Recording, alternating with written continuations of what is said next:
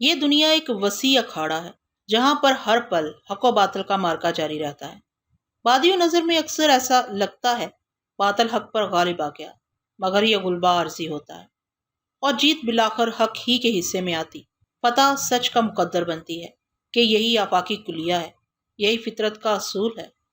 Bag صاحب کی diary سے منتخب جرم و سزا کی ایک سچی کہانی، اس پری جمال کا قصہ جس کی موت دیکھنے، دکھانے اور سننے سنانے والوں کے لیے معمہ بن گئی تھی۔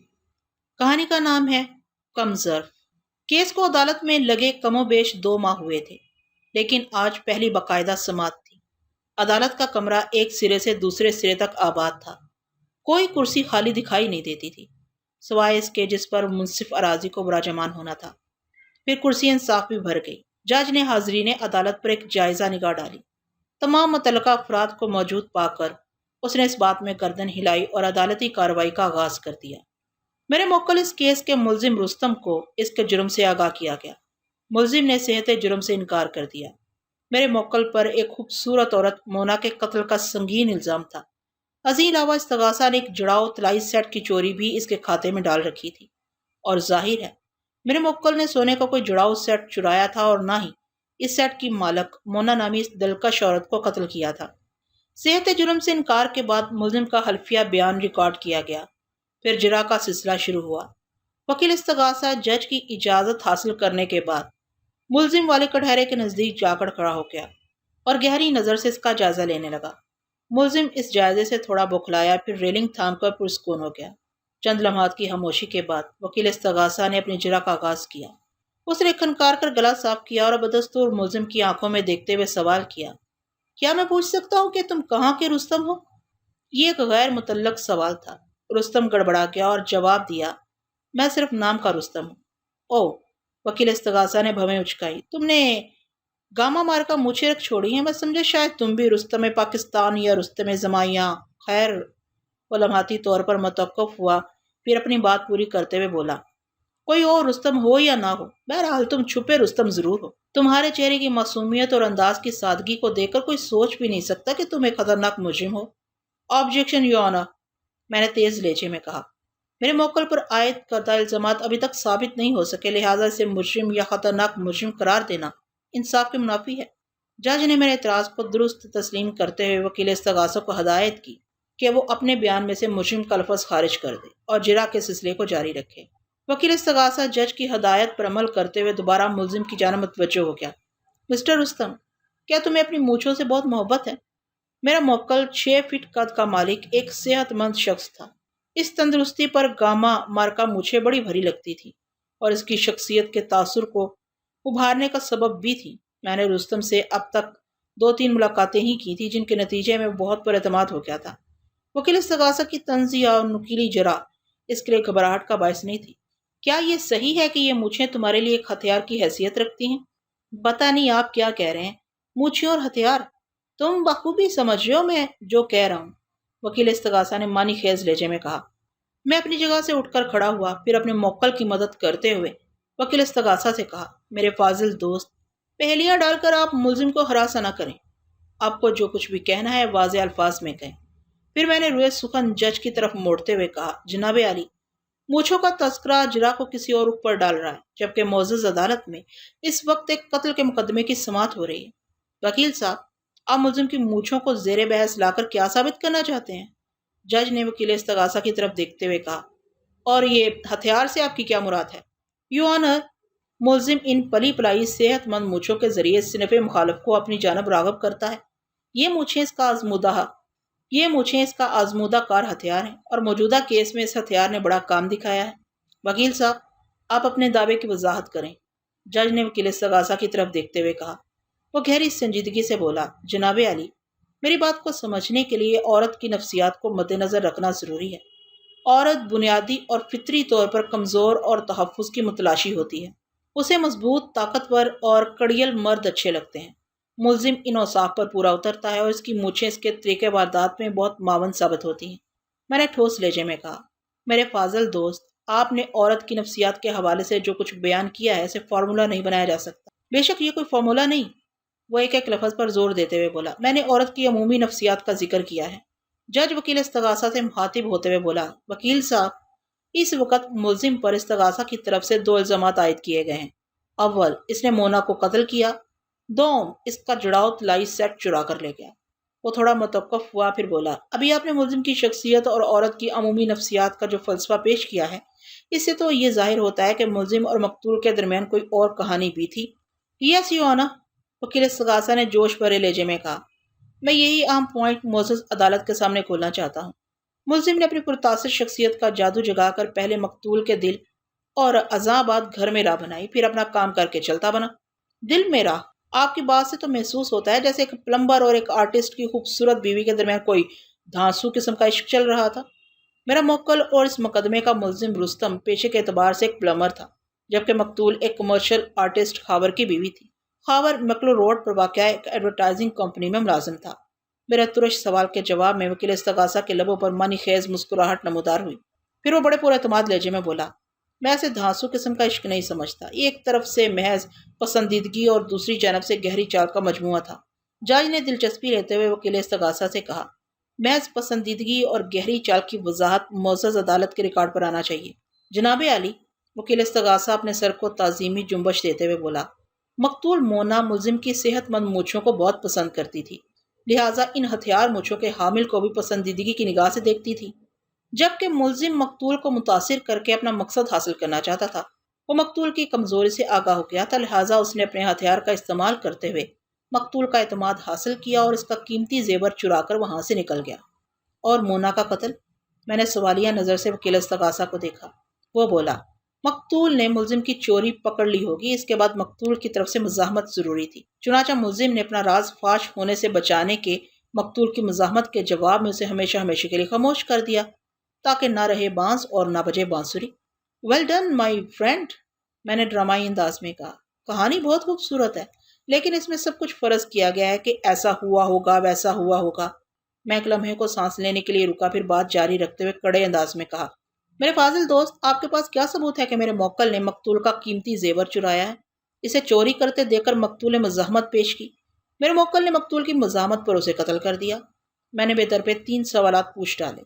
وہ چند لمحے سوچنے کے بعد بولا، اگر کسی گھر میں سے جڑاؤ طلائی زیور کے سیٹ والا بکس غائب ہو اور گھر کی مالکن اپنے بیڈ روم میں مردہ پائی جائے تو اس کا ایک ہی مطلب نکلتا ہے، چور نے چوری کی اور خاتون خانہ کو موت کے گھاٹ اتار کر 9-2-11 ہو گیا۔ اور وکیل استغاثہ نے جملہ دھورا چھوڑ کر حاضرین عدالت پر ایک طائرانہ نگاہ ڈالی، پھر میری طرف دیکھتے ہوئے بولا، اور اگر مقتول کی لاش کے قریب ہی آلہ قتل بھی پڑا ہوا ملے، نہ صرف پڑا ہوا ملے بلکہ اس پر ملزم کی انگلیوں کے نشانات بھی پائے جائیں، تو پھر ان واقعاتی شواہد سے جو نتیجہ اخذ ہوتا ہے، اس کو سمجھنے کے لیے کسی اسپیشل دماغ کی ضرورت نہیں۔ آلہ قتل پائپ کٹر نامی ایک اوزار تھا۔ یہ اوزار ایک بڑے رینج پانے سے متشابہ ہوتا ہے، مگر اس کے منہ جبڑوں میں گرفت کے ساتھ ساتھ ایک تیز دھار بلیڈ کا بندوبست بھی ہوتا ہے۔ جس پائپ کو کاٹنا مقصود ہو اسے اس اوزار کے منہ میں ڈال کر کس دیا جاتا ہے۔ گرفت صرف اتنی رکھی جاتی ہے کہ پائپ وہاں پھنسا رہے اور گھمانے پر مخصوص حرکت کر سکے۔ پھر پائپ کے دوسرے حصے کو رینج پانے میں جکڑ کر گھمایا جاتا ہے۔ پائپ کی اس مخصوص گردش سے کٹر کے دھانے میں نصب بلیڈ اپنا کام دکھاتا ہے اور پائپ کو مطلوبہ مقام سے کاٹ ڈالتا ہے۔ آلہ قتل یعنی مذکورہ پائپ کٹر کی لیبارٹری رپورٹ ظاہر کرتی تھی کہ اسی اوزار کی ایک جچی تلی ضرب نے مقتول مونا کی جان لی تھی۔ پائپ کٹر کو مقتول کی کھوپڑی کے عقبی حصے پر آزمایا گیا جس نے کھوپڑی کو چٹخا کر رکھ دیا تھا۔ آلہ قتل پر مقتول کے خون کے دھبے پائے گئے تھے۔ ازیں علاوہ مقتول کے سر کے چند بال بھی کٹر کے جبڑے پر چپکے ہوئے ملے تھے۔ اس بات میں بھی کسی شک و شبے کی گنجائش نہیں تھی کہ کٹر کے ہینڈل پر ملزم رستم کے فنگر پرنٹس موجود تھے، لیکن مجھے یقین تھا کہ میرے موکل نے کوئی قتل کیا ہے اور نہ ہی وہ کسی قسم کی چوری میں ملوث ہے۔ وکیل استغاثہ اپنی وضاحت کے بعد خاموش ہوا تو میں نے پوچھا، کیا استغاثہ یعنی پولیس نے چوری ہونے والا طلائی زیورات کا سیٹ برآمد کر لیا ہے؟ اس نے نفی میں گردن ہلاتے ہوئے مختصر جواب دیا۔ میں نے کہا، کیا استغاثہ کے پاس کوئی ایسا عینی شاہد ہے جس نے ملزم کو قتل کی واردات کرتے دیکھا ہو؟ اس کے علاوہ کسی عینی شاہد کی کیا ضرورت ہے؟ وہ دونوں ہاتھ فضا میں پھیلاتے ہوئے بولا، آلہ قتل پر ملزم کی انگلیوں کے نشانات پائے گئے ہیں۔ آپ ہاں یا نہ میرے سوال کا جواب دیں۔ میں نے اس کی آنکھوں میں جھانکتے ہوئے ٹھوس لہجے میں کہا، آپ کے پاس واردات کا عینی شاہد ہے یا نہیں؟ وہ بے بسی سے کندھے اچکاتے ہوئے بولا، واقعات و شواہد کو بعد میں دیکھیں گے۔ میں نے اس کی بات کاٹ دی۔ وہ تل ملا کر رہ گیا۔ میں نے ایک لمحہ ضائع کیے بغیر سوال کیا، میرے فاضل دوست، آپ کو یہ بات کس نے بتائی کہ مقتول ان مونچھوں کے سبب ملزم کو پسندیدگی کی نگاہ سے دیکھنے لگی تھی؟ بات ختم کرتے ہی میں نے رستم کی مونچھوں کی جانب اشارہ کر دیا۔ یہ ایک حقیقت ہے، کسی کو بتانے کی کیا ضرورت ہے؟ آپ اس حقیقت کو معزز عدالت کے سامنے کیسے ثابت کریں گے؟ حقیقت کسی ثبوت کی محتاج نہیں ہوتی۔ وہ گردن اکڑاتے ہوئے بولا، ملزم اس وقت کٹہرے میں موجود ہے۔ اصولی طور پر یہ سوال اسی سے کیا جانا چاہیے۔ مجھے 100% یقین ہے ملزم اس حقیقت سے انکار نہیں کر سکتا۔ اس موقع پر جج کی دلچسپی عروج کو پہنچ گئی۔ اس نے براہ راست ملزم سے مخاطب ہوتے ہوئے پوچھا، مسٹر رستم، تم اس سلسلے میں کیا کہتے ہو؟ رستم جج کو جواب دینے کے لیے مناسب الفاظ کا چناؤ کر ہی رہا تھا کہ وکیل استغاثہ نے اپنی ایفیشنسی کے چکر میں اس پر چڑھائی کر دی۔ اس کوشش سے وہ یہ ظاہر کرنا چاہتا تھا کہ وہ معزز عدالت پر کوئی احسان فرما رہا تھا۔ اس نے ملزم کے چہرے پر نظر جماتے ہوئے سوال کیا، مسٹر رستم، کیا یہ سچ ہے کہ تم مقتول کے گھر میں پہلی مرتبہ 25 جنوری کو گئے تھے؟ انہیں واش روم اور بیسن کے نل تبدیل کروانا تھے۔ تم نے اسٹیٹمنٹ بنایا اور مقتول کے شوہر خاور نے تمہیں اس کام کا ٹھیکہ دے دیا۔ تم نے جب کام ختم کیا تو مقتول نے تمہاری اجرت کے علاوہ 50 روپے تمہیں زیادہ دیے تھے۔ اس رقم کو لیتے ہوئے تم نے جب سوالیہ نظروں سے مقتول کو دیکھا تو وہ مسکرا کر بولی، رکھ لو، تمہارا کام مجھے بہت پسند آیا ہے، یہ تمہارا انعام ہے۔ تم نے ہچکچاہٹ کا مظاہرہ کرتے ہوئے کہا، یہ انعام خاصا بھاری ہے، تو اس نے مذاق کے رنگ میں ہنس کر کہا تھا، تمہاری مونچھوں سے زیادہ بھاری تو نہیں، یہ رقم تم اپنی مونچھوں کی صحت اور نگہداشت پر خرچ کرنا۔ تم نے مقتول سے کوئی جرح نہیں کیا اور اس کے فلیٹ سے رخصت ہو گئے، مگر مقتول کی صورت تمہارے ذہن سے چپک کر رہ گئی۔ آج تک تم سے کام کروانے والے کسی مرد و زن نے اس قسم کے رویے کا مظاہرہ نہیں کیا تھا۔ تمہارے لیے مقتول کا برتاؤ چونکہ ناقابل یقین اور حیرت انگیز تھا، لہٰذا تم نے رات میں اپنے روم میٹ فرید سے اس واقعے کا ذکر کیا۔ فرید نے پوری بات سننے کے بعد ایک قہقہا لگایا اور چھیڑنے والے انداز میں تم سے کہا کہ مقتول تمہاری مونچھوں پر مر مٹی ہے۔ یہ سن کر تمہارے دل میں لڈو پھوٹ گئے، لیکن بظاہر تم نے فرید سے یہی کہا کہ ایسی کوئی بات نہیں۔ پتہ نہیں مقتول نے تمہیں کس مد میں 50 روپے زیادہ دے دیے، پھر تم… آپ بالکل غلط کہہ رہے ہیں، حقیقت کو بدل رہے ہیں، ملزم نے تجاجی لہجے میں کہا۔ پھر حقیقت کیا ہے؟ وکیل استغاثہ نے تیز لہجے میں دریافت کیا۔ رستم چند لمحات کے توقف کے بعد بولا، یہاں تک ٹھیک ہے کہ مقتول نے مجھے ایک بھاری رقم انعام میں دی تھی، اس وقت 50 روپے کی ٹپ مانی رکھتی تھی اور مونچھوں کے حوالے سے میرا مذاق بھی اڑایا تھا، لیکن جب فرید نے الٹی سیدھی باتیں شروع کی تو میرے دل میں ہرگز کوئی لڈو نہیں پھوٹا، بلکہ میں تو مقتول کی اس حرکت سے خاصا پریشان تھا، اور تمہاری یہ پریشانی بڑی خوشگوار تھی، وکیل استغاثہ نے طنزیہ لہجے میں کہا۔ تم اتنے زیادہ پریشان ہو گئے تھے کہ دوسرے روز تم نے اپنے ساتھ کام کرنے والے دوسرے پلمبر الیاس کو خصوصی ہدایت بھی دے دی۔ وکیل استغاثہ ذرا دیر کو خاموش ہوا، پھر ہوئے سخن جج کی جانب پھیرتے ہوئے بولا، یور آنر، جیسا کہ دائر استغاثہ میں تفصیلاً اس کیس کے پس منظر کو واضح کیا گیا ہے، میں اس کے ایک حصے کو دوبارہ معزز عدالت کے سامنے دہراؤں گا تاکہ میری بات کی وضاحت ہو سکے۔ ملزم نرسری مارکیٹ میں واقع معظم hard where and sanitary store نامی ایک دکان پر کام کرتا ہے۔ اس کے علاوہ الیاس نامی ایک پلمبر بھی اسی دکان سے وابستہ ہے۔ جس شخص کو کام کروانا ہو وہ دکان کے مالک معظم سے رجوع کرتا ہے، معظم انہی دو میں سے کسی کو طالب کے ساتھ روانہ کر دیتا ہے۔ یہ دونوں اس طرح اپنا روزگار کماتے ہیں اور دکاندار کا سامان فروخت ہوتا ہے، جیسا کہ عام طور پر ہوتا ہے۔ وہ ایک لمحے کو سانس لینے کی خاطر متوقف ہوا، پھر سلسلہ کلام کو جاری رکھتے ہوئے بتانے لگا، جناب عالی، ملزم معزز عدالت کے روبرو سراسر دروغ گوئی کا مظاہرہ کر رہا ہے کہ اپنی مونچھوں کی تعریف سن کر اس کے دل میں لڈو نہیں پھوٹے تھے۔ میری بات کی سچائی اس بات سے ظاہر ہوتی ہے کہ اس واقعے کے اگلے روز ملزم نے اپنے ساتھ کام کرنے والے الیاس نامی شخص کو خصوصی ہدایت دی کہ اگر خاور یا اس کی بیوی مقتول مونا کے گھر سے کوئی فون بھی آئے اور انہیں کسی کام کے سلسلے میں ہماری ضرورت ہو تو وہاں الیاس نہیں، یہ خود جائے گا۔ الیاس نے استفسار کیا کہ ایسا کیوں؟ تو اس نے بہانہ بناتے ہوئے جواب دیا، ان کی طرف میری اجرت کے کچھ پیسے رکے ہوئے ہیں، میں ہی دوبارہ وہاں جاؤں گا تو رقم وصول ہوگی ورنہ پیسے مارے جائیں گے۔ الیاس نے اپنا ساتھی ہونے کے ناطے اس کا خیال کیا اور اسے یقین دلایا کہ یہ سلسلے میں بے فکر ہو جائے۔ وہ ڈرامائی انداز میں خاموش ہوا، پھر جج کی طرف دیکھتے ہوئے بولا، جناب عالی، اس شخص کی عیاری اور مکاری میں کوئی کلام باقی ہے کیا؟ آخری جملہ اس نے سوالیہ انداز میں ادا کیا تھا۔ جج نے ملزم کی جانب دیکھتے ہوئے پوچھا، کیا وکیل صاحب ٹھیک کہہ رہے ہیں؟ تم نے اپنے ساتھی سے ایسی کوئی بات کہی تھی؟ جی ہاں، میں نے الیاس سے ایسی بات کی تھی، ملزم نے اس بات میں سر ہلاتے ہوئے کہا، لیکن اس سے میرا مقصد وہ نہیں تھا جیسا وکیل صاحب ثابت کرنے کی کوشش کر رہے ہیں۔ پھر تمہارا کیا مطلب تھا؟ جج نے استفسار کیا۔ دراصل بات یہ ہے کہ الیاس کی خوبیوں اور خامیوں سے میں اچھی طرح آگاہ ہوں۔ میرے موکل نے وضاحتی انداز اختیار کرتے ہوئے کہا۔ وہ اپنے کام کا تو ماہر ہے لیکن معاملات میں ڈنڈی مارنے سے نہیں چوکتا۔ بعض اشیاء کی وہ دگنا تگنا رقم لگا لیتا ہے۔ بس اسے یہ اندازہ ہو جائے کہ کام کروانے والا اشیاء اور سامان کی اصل قیمت سے واقف نہیں، پھر وہ اسے کند چھری سے ذبح کرنے میں ایک لمحے کی تاخیر مناسب نہیں سمجھتا۔ میں نے اس خیال سے کہ مقتول کے ساتھ کوئی زیادتی نہ ہو جائے الیاس سے کہا کہ اس گھر میں صرف میں ہی جاؤں گا۔ مقتول نے 50 روپے اضافی دے کر مجھ پر گویا کہ احسان کیا تھا۔ میں اس احسان کو بھلا کیسے بھول سکتا تھا؟ تم واقعی مقتول کے احسان کو نہیں بھولے، وکیل استغاثہ نے زہریلے لہجے میں کہا، بلکہ چند روز بعد تم نے اس کا احسان ماسود واپس کر دیا، اس کا قیمتی طلائی زیور چرا کر، اسے موت کے گھاٹ اتار کر۔ یہ جھوٹ ہے، رستم نے چیخ سے متشابہ آواز میں کہا۔ میں نے کوئی چوری کی ہے اور نہ ہی کسی کی جان لی ہے۔ مجھے ایک سازش کے تحت اس کیس میں ملوث کیا جا رہا ہے۔ رستم بڑا سمجھدار اور بالغ ذہن شخص تھا۔ مجھ سے ہونے والی ملاقاتوں میں نے اسے اچھی طرح تیار کر دیا تھا۔ وہ بے گناہ تھا، چنانچہ اسے کوئی ڈر خوف بھی نہیں تھا۔ اس پر میری شے اور یقین دہانی کہ وہ باعزت بری ہو جائے گا، ان تمام عوامل نے مل کر اس کے اندر بلا کا اعتماد بھر دیا تھا۔ وہ وکیل مخالف سے ذرا بھی خائف دکھائی نہیں دیتا تھا اور وکیل استغاثہ ہر پل اس کوشش میں تھا کہ اسے چت ڈال دے۔ مسٹر رستم، وکیل استغاثہ نے اس کے چہرے پر نظر گاڑتے ہوئے سوال کیا، 25 جنوری کے روز تم کتنے بجے مقتول کے گھر کام کرنے گئے تھے؟ 10 بجے صبح، رستم نے جواب دیا۔ کیا اس وقت مقتول کا شوہر گھر میں موجود تھا؟ جی ہاں، موجود تھا۔ جب تم اپنا کام نپٹا کر وہاں سے رخصت ہوئے تو کیا اس وقت بھی خاور گھر میں موجود تھا؟ میں وثوق سے کچھ نہیں کہہ سکتا، اس نے بتایا۔ میری اجرت مقتول نے دی تھی، میں نے اس کے شوہر کو دیکھا نہیں۔ وکیل استغاثہ پر جرح کے سلسلے کو دراز کرتے ہوئے پوچھا، کیا تمہیں معلوم ہے خاور کے اوقات کیا ہیں؟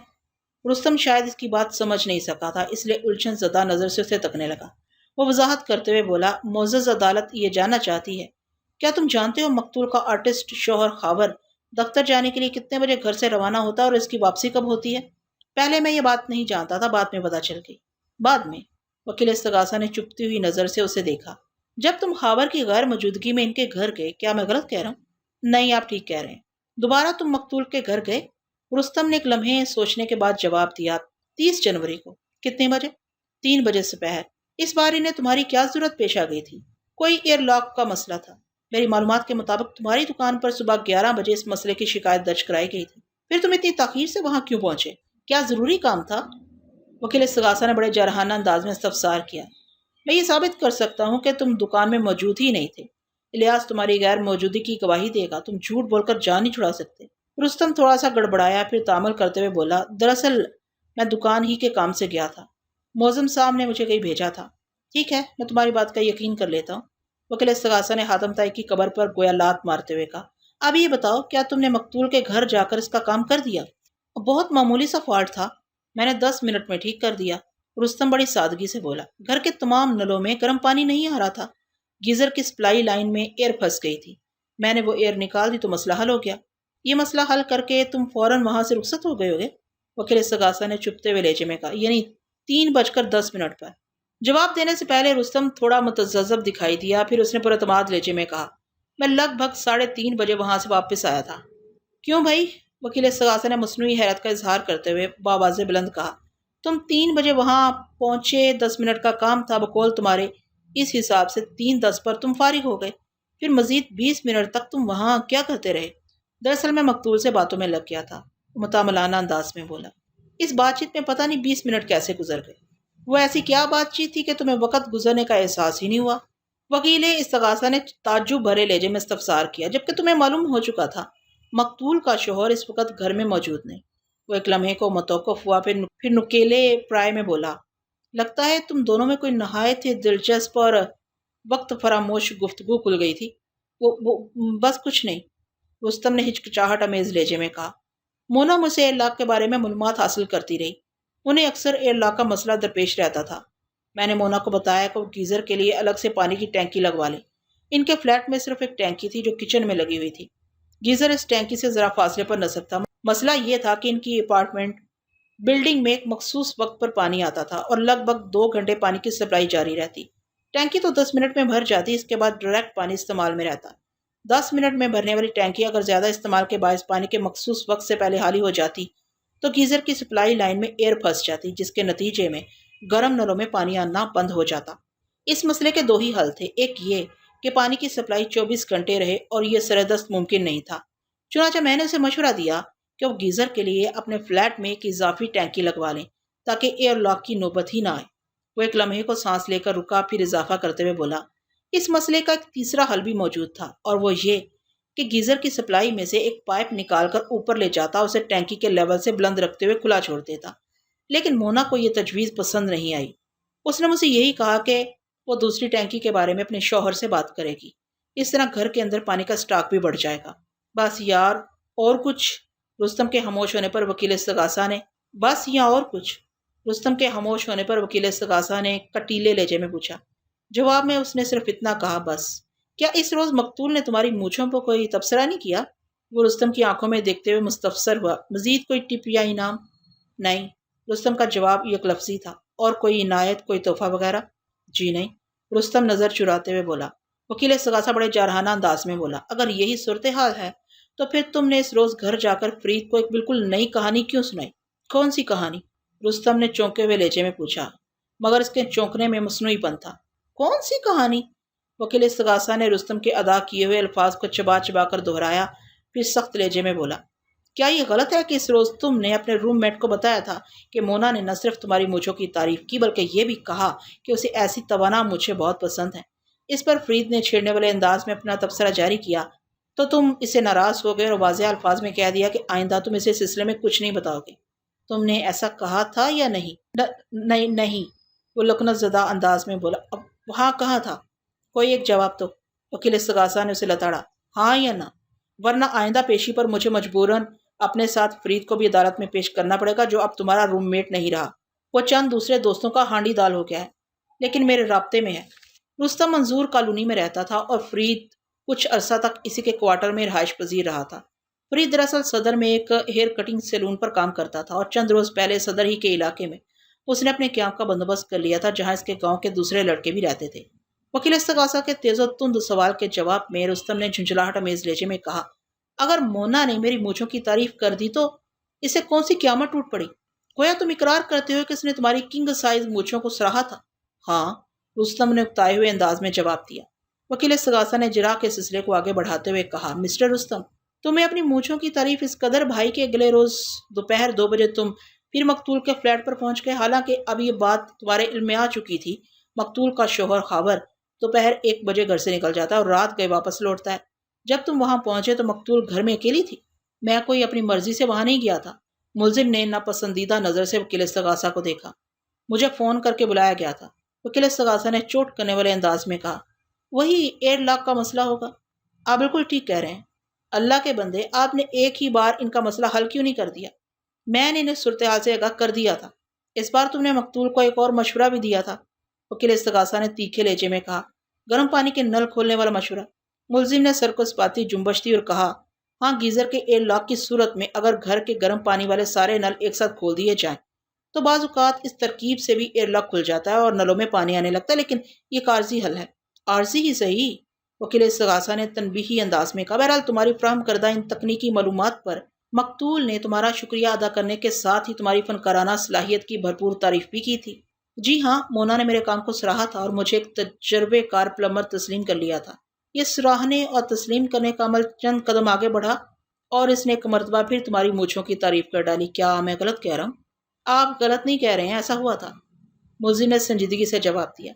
सिर्फ इतना ही नहीं बल्कि इस रोज इससे भी ज्यादा कुछ हुआ था, वकील इस्तगासा ने बड़े मानी खेज लहजे में कहा। क्या तुम इस बात से इनकार कर सकते हो कि मकतूल ने तुम्हारी मूछों की तारीफ करते हुए बड़े सरसरी अंदाज में तुम्हें बताया था कि उसे इस किस्म की मूछें बहुत पसंद हैं? उसने कई मरतबा हावर से कहा है कि वो भी इस अंदाज की मूछें रखे, मगर उसकी बात नहीं सुनता। हावर को इसकी खुशी से कोई गरज ही नहीं। इस मौका पर वो खासी जज्बाती हो गई थी। मुलजिम ने कनखियों से मेरी जानब देखा और वकील इस्तगासा को जवाब दिया, जी मुझे इस बात से इनकार नहीं, ये वाक़या पेश आया था। मकतूल वाकई बड़ी जज्बाती और दिलगिरफ्ता हो रही थी, जिसके सबब इसकी आवाज़ भी भरा गई थी। वकील इस्तगासा बड़ी भरपूर तैयारी करके आया था। दरअसल मेरा मौकल इन मामलात में पेट का बड़ा हल्का साबित हुआ था। इसके और मकतूल के दरमियान मखसूस हालात में जो कुछ भी पेश आया, उसने पहले फरीद को और अज़ाब बाद इलियास को इन वाक़यात से आगाह कर दिया था, और मज़कूरा दोनों वकील इस्तगासा के राब्ते में थे इसी सबब वो इतनी उछल कूद मचा रहा था। ताहम मैं मुतमईन था और मुझे यकीन था कि अपनी बारी पर जब मैं मुंह खोलूंगा तो वकील इस्तगासा चौकड़ी भूल जाएगा। इसलिए मैंने اس لیے میں بڑے تحمل سے اس کی کلا بازی ملاحظہ کر رہا تھا۔ میرے لیے وہ محض کسی بازیگر کی شبد بازی تھی۔ جب کوئی عورت جذباتی ہوتی ہے اور اس کی آواز بھرا جاتی ہے تو اسے اگلا مرحلہ اس کے آنسو نکلنے کا ہوتا ہے۔ وکیل استغاثہ اپنی واردات کو جاری رکھتے ہوئے بولا، عورت اگر خوبصورت بھی ہو تو اس کے آنسو میں بڑی طاقت ہوتی ہے۔ کیا اس مرحلے پر مقتول کی آنکھوں میں نمی اتر آئی تھی؟ جی ہاں، آواز بھرانے کے ساتھ ہی اس کی آنکھیں بھی بھر آئی تھیں۔ یہ منظر دیکھ کر تمہارا دل تو پسیج گیا ہوگا۔ ہاں، اس وقت مجھے سخت افسوس ہوا تھا اور اس کے ساتھ ہی مقتول کے شوہر پر شدید غصہ بھی آیا تھا۔ ملزم نے ٹھہرے ہوئے لہجے میں کہا، اگر وہ مونا کی خوشی کی خاطر مجھے رکھ لیتا تو اس میں اس کا کیا نقصان تھا، احمق کہیں کا؟ تم نے اپنے ان خیالات کا اظہار مقتول کے سامنے کیا تھا؟ جی ہاں، یہ میرا فطری رد عمل تھا۔ اس رد عمل کا مقتول پر کیا عمل ہوا؟ اس کی آنکھوں سے باقاعدہ آنسو جاری ہو گئے تھے۔ کیا تم نے ایک خوبصورت عورت کو روتے دیکھ کر اس کے آنسو پوچھنے کی کوشش نہیں کی؟ وکیل استغاثہ نے گہری سنجیدگی سے پوچھا۔ ایسا نہ کرنا تو مرد کی شان کے خلاف ہے۔ ملزم نے بڑی رسان سے جواب دیا، میں نے اس بارے میں سوچا تھا لیکن مونا نے مجھے موقع نہیں دیا۔ اس سے پہلے کہ میں اس سلسلے میں کوئی عملی قدم اٹھاتا اس نے اپنے دوپٹے کے پلو سے خود ہی آنسو پونچھ ڈالے۔ یہ تمام تر باتیں تھیں جو گاہے بگاہے میرے موکل نے فرید اور الیاس کو اپنا رازدار سمجھتے ہوئے کی تھیں۔ اس کے وہ دونوں رازدار دوست چکے اب وکیل استغاثہ کے استعمال میں تھے، لہٰذا وہ ان سے حاصل شدہ معلومات کے بلبوتے پر بڑے مزے سے کھیل رہا تھا۔ اس نے اپنے لہجے میں قدرے تیزی لاتے ہوئے ملزم سے پوچھا، مسٹر رستم، کیا یہ صحیح ہے مقتول نے اپنے آنسو صاف کرنے کے بعد تم سے ایک فرمائش کی تھی؟ ملزم چند لمحات کے لیے متذبذب نظر آیا تو وکیل استغاثہ نے چڑھائی کر دی، مسٹر رستم، وہ فرمائش کوئی ایسی بھی گئی گزری اور غیر اہم نہیں تھی کہ تمہارے ذہن سے نکل گئی ہو؟ ذرا سوچ سمجھ کر میرے سوال کا جواب دینا، یہ نہ ہو کہ میرا اگلا سوال تمہارے لیے کسی بڑی مصیبت کا باعث بن جائے۔ تھوڑے تعامل کے بعد میرے موکل نے بتایا، مجھے یاد ہے مقتول نے اس وقت میری مونچھوں کو چھونے کی خواہش ظاہر کی تھی اور تم نے اس کی یہ سنسنی خیز فرمائش پوری کر دی تھی۔ تھوڑے تعامل کے بعد میرے موکل نے بتایا، مجھے یاد ہے مقتول نے اس وقت میری مونچھوں کو چھونے کی خواہش ظاہر کی تھی اور تم نے اس کی یہ سنسنی خیز فرمائش پوری کر دی تھی۔ جی ہاں، مجھے اس میں کوئی قباحت نظر نہیں آتی تھی۔ جواب میں تم نے بھی مقتول سے ایک فرمائش کی تھی۔ بات ختم کرتے ہی وکیل استغاثہ بڑی تیکھی نگاہ سے اس کی آنکھوں میں جھانکنے لگا۔ ملزم کے چہرے پر ایک رنگ سا آ کر گزر گیا۔ اس رنگ میں شرم کا عنصر غالب تھا، تاہم جواب دینے میں اس نے کوئی خاص تردد نہیں کیا اور قدرے جھیپے ہوئے انداز میں بولا، آپ بالکل ٹھیک کہہ رہے ہیں، میں نے مقتول کا ہاتھ چومنے کی خواہش ظاہر کی تھی۔ مقتول کے مہروتی انگلیوں کے حامل ہاتھ تمہیں بہت اچھے لگے تھے۔ ملزم نے اس بات میں گردن ہلانے پر اکتفا کیا۔ وکیل استغاثہ نے پوچھا، کیا تم شادی شدہ ہو؟ ملزم نے نفی میں سر ہلایا اور کہا، نہیں۔ کیا مقتول سے پہلے تمہیں کسی عورت کے اتنے قریب ہونے کا موقع ملا؟ جی نہیں۔ وہ اپنی جھیم مٹانے کے لیے ادھر ادھر دیکھتے ہوئے بولا، کیا مقتول نے تمہاری خواہش پوری کر دی تھی؟ جی ہاں۔ یہ تجربہ تمہیں کیسا لگا؟ بہت اچھا۔ کیا تم اس موقع پر اپنی فرمائش تک محدود رہے تھے؟ تھوڑے تعامل کے بعد ملزم نے کہا، میرا خیال ہے کہ میں تھوڑا آگے بڑھ گیا تھا۔ خیال نہیں، یقین کی بات کرو، وکیل استغاثہ نے ڈانٹ سے مشابہ انداز میں کہا، یہ کوئی سنا سنایا قصہ نہیں بلکہ تمہارا ذاتی تجربہ ہے، لہٰذا اس بارے میں تم سے زیادہ اور کوئی پر یقین نہیں ہو سکتا۔ ملزم نے ایک طویل اور بوجھل سانس خارج کی، پھر سنجیدگی سے بولا، مجھے خود پر اختیار نہیں رہا تھا اور میں کچھ تجاوز کر گیا تھا۔ کچھ تجاوز؟ کیا مطلب؟ وکیل استغاثہ نے کڑے تیوروں سے اسے گھورا۔ ملزم نے بڑی خائف نظر سے جج کی طرف دیکھا، پھر وکیل استغاثہ کی جانب متوجہ ہوتے ہوئے جواب دیا، مقتول مجھے بہت اچھی لگی تھی، میں نے اس کے ہاتھ پر بوسہ دیا تو میرے دل میں یہ خواہش جاگی کہ میں اسے اپنی باہوں میں بھر لوں۔ کیا تم نے اپنی یہ دلی خواہش پوری کر لی؟ جی ہاں، ملزم نے ندامت بھرے انداز میں کہا۔ مقتول نے تمہاری اس حرکت پر کوئی اعتراض نہیں کیا؟ ملزم نے جواب میں اپنی گردن کو نفی میں حرکت دی۔ اس وقت عدالت کے کمرے میں مقتول کا شوہر خاور بھی موجود تھا۔ میں توقع کر رہا تھا کہ جرا کے اس نازک حصے پر وہ تل ملا اٹھے گا، اسے خود پر قابو نہیں رہے گا اور وہ اپنی سیٹ پر کھڑا ہو کر پتہ نہیں ملزم کو کیا کیا سنا ڈالے، لیکن یہ دیکھ کر میری حیرت کی انتہا نہ رہی کہ وہ شخص بڑے امن و سکون سے اپنی جگہ جمع بیٹھا رہا۔ میں یقین سے نہیں کہہ سکتا تھا وہ وکیل استغاثہ کی کسی خصوصی ہدایت پر اس رویے کا مظاہرہ کر رہا تھا یا پھر اس کی رگوں میں یک بستہ خون دوڑنے کی کوشش کر رہا تھا۔ بیوی کا معاملہ بڑا حساس ہوتا ہے اور ایسی صورت میں کسی بھی غیرت مند شوہر کا چراغ پا ہو جانا عین فطری بات ہے، مگر خاور زمیں جنبت نہ جنبت گل محمد کی تفسیر بنا بیٹھا تھا۔ وکیل استغاثہ نے ملزم سے سوال کیا، مسٹر رستم، اس کے بعد تم 7 فروری کو مقتول کے فلیٹ پر گئے۔ اس وقت دن کے 11 بجے تھے اور مقتول کا شوہر گھر میں موجود تھا۔ اس روز تم نئی ٹینکی کی تنصیب کے سلسلے میں وہاں گئے تھے، کیا میں صحیح کہہ رہا ہوں؟ ملزم کی تائید پا کر وکیل استغاثہ آگے بڑھتے ہوئے بولا، مذکورہ روز تم نے لگ بھگ 3 بجے اپنا کام ختم کیا، اپنی اجرت وصول کی اور اوزاروں والا تھیلا اٹھا کر فلیٹ سے نکل آئے۔ جس وقت تم وہاں سے رخصت ہوئے مقتول مونا کا آرٹسٹ شوہر خاور گھر میں موجود تھا، حالانکہ وہ کوئی چھٹی کا دن بھی نہیں تھا۔ وہ ایک لمحے کو متوقف ہوا، پھر بات کو جاری رکھتے ہوئے اس نے ملزم سے سوال کیا، کیا میں پوچھ سکتا ہوں خاور اس روز اپنے مقررہ وقت پر آفس کیوں نہیں گیا تھا؟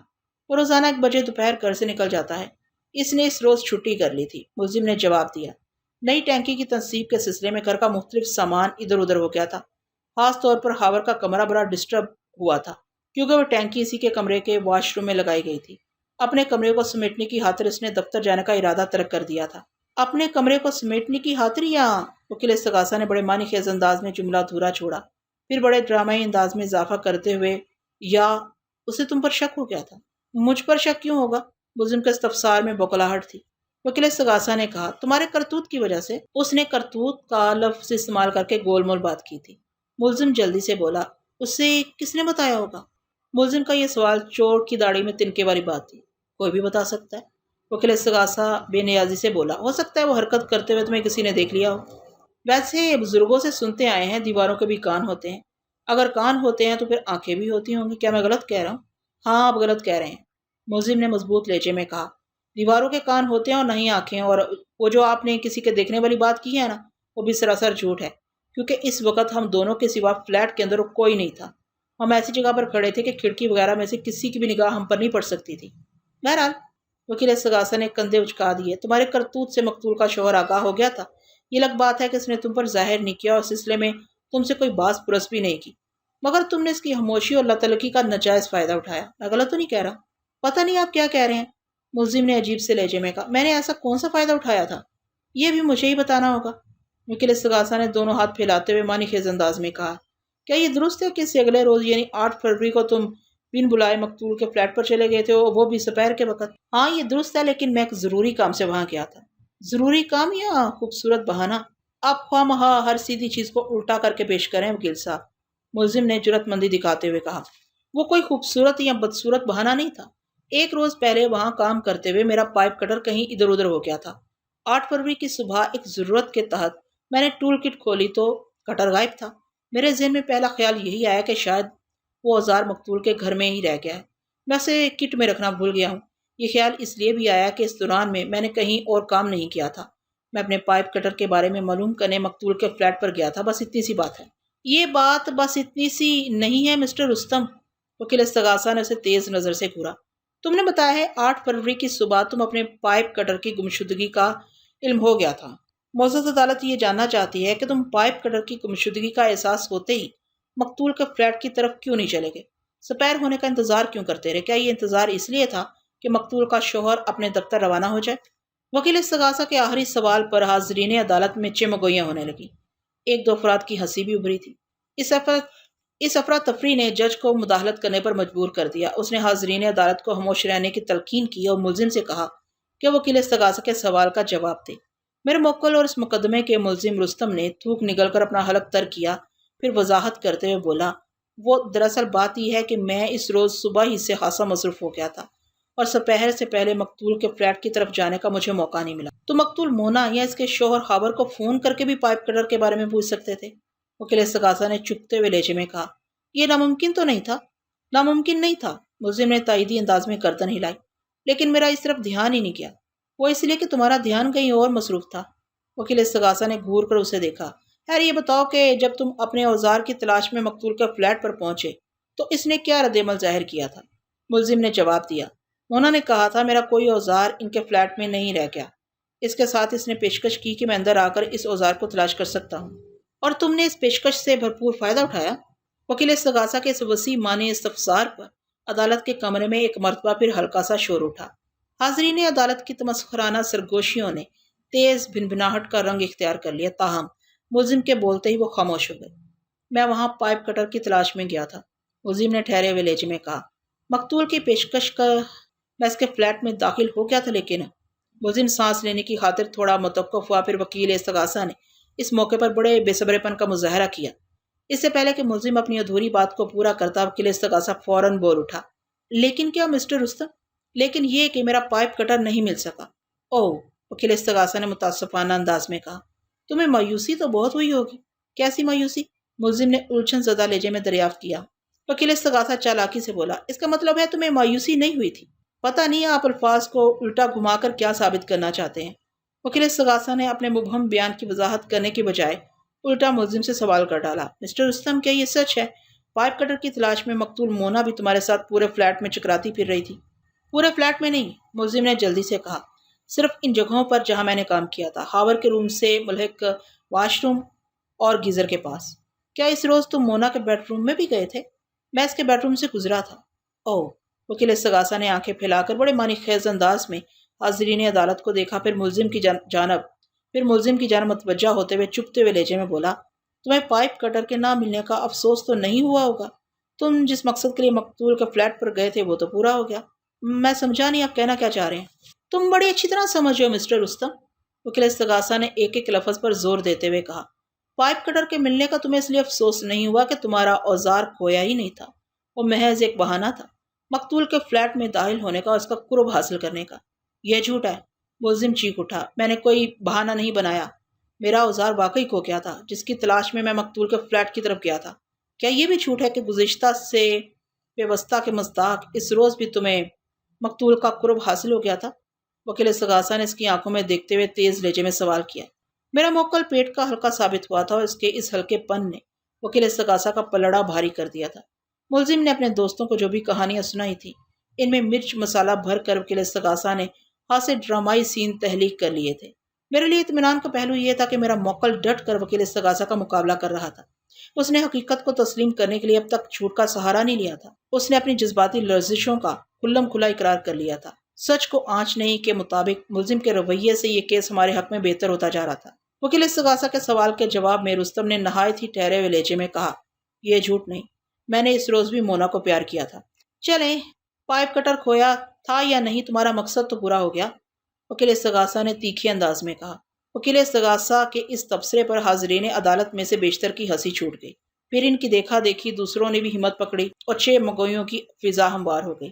میں نے وکیل استغاثہ کی بات پوری ہونے کے ساتھ ہی مقتول کے شوہر خاور کی طرف دیکھا۔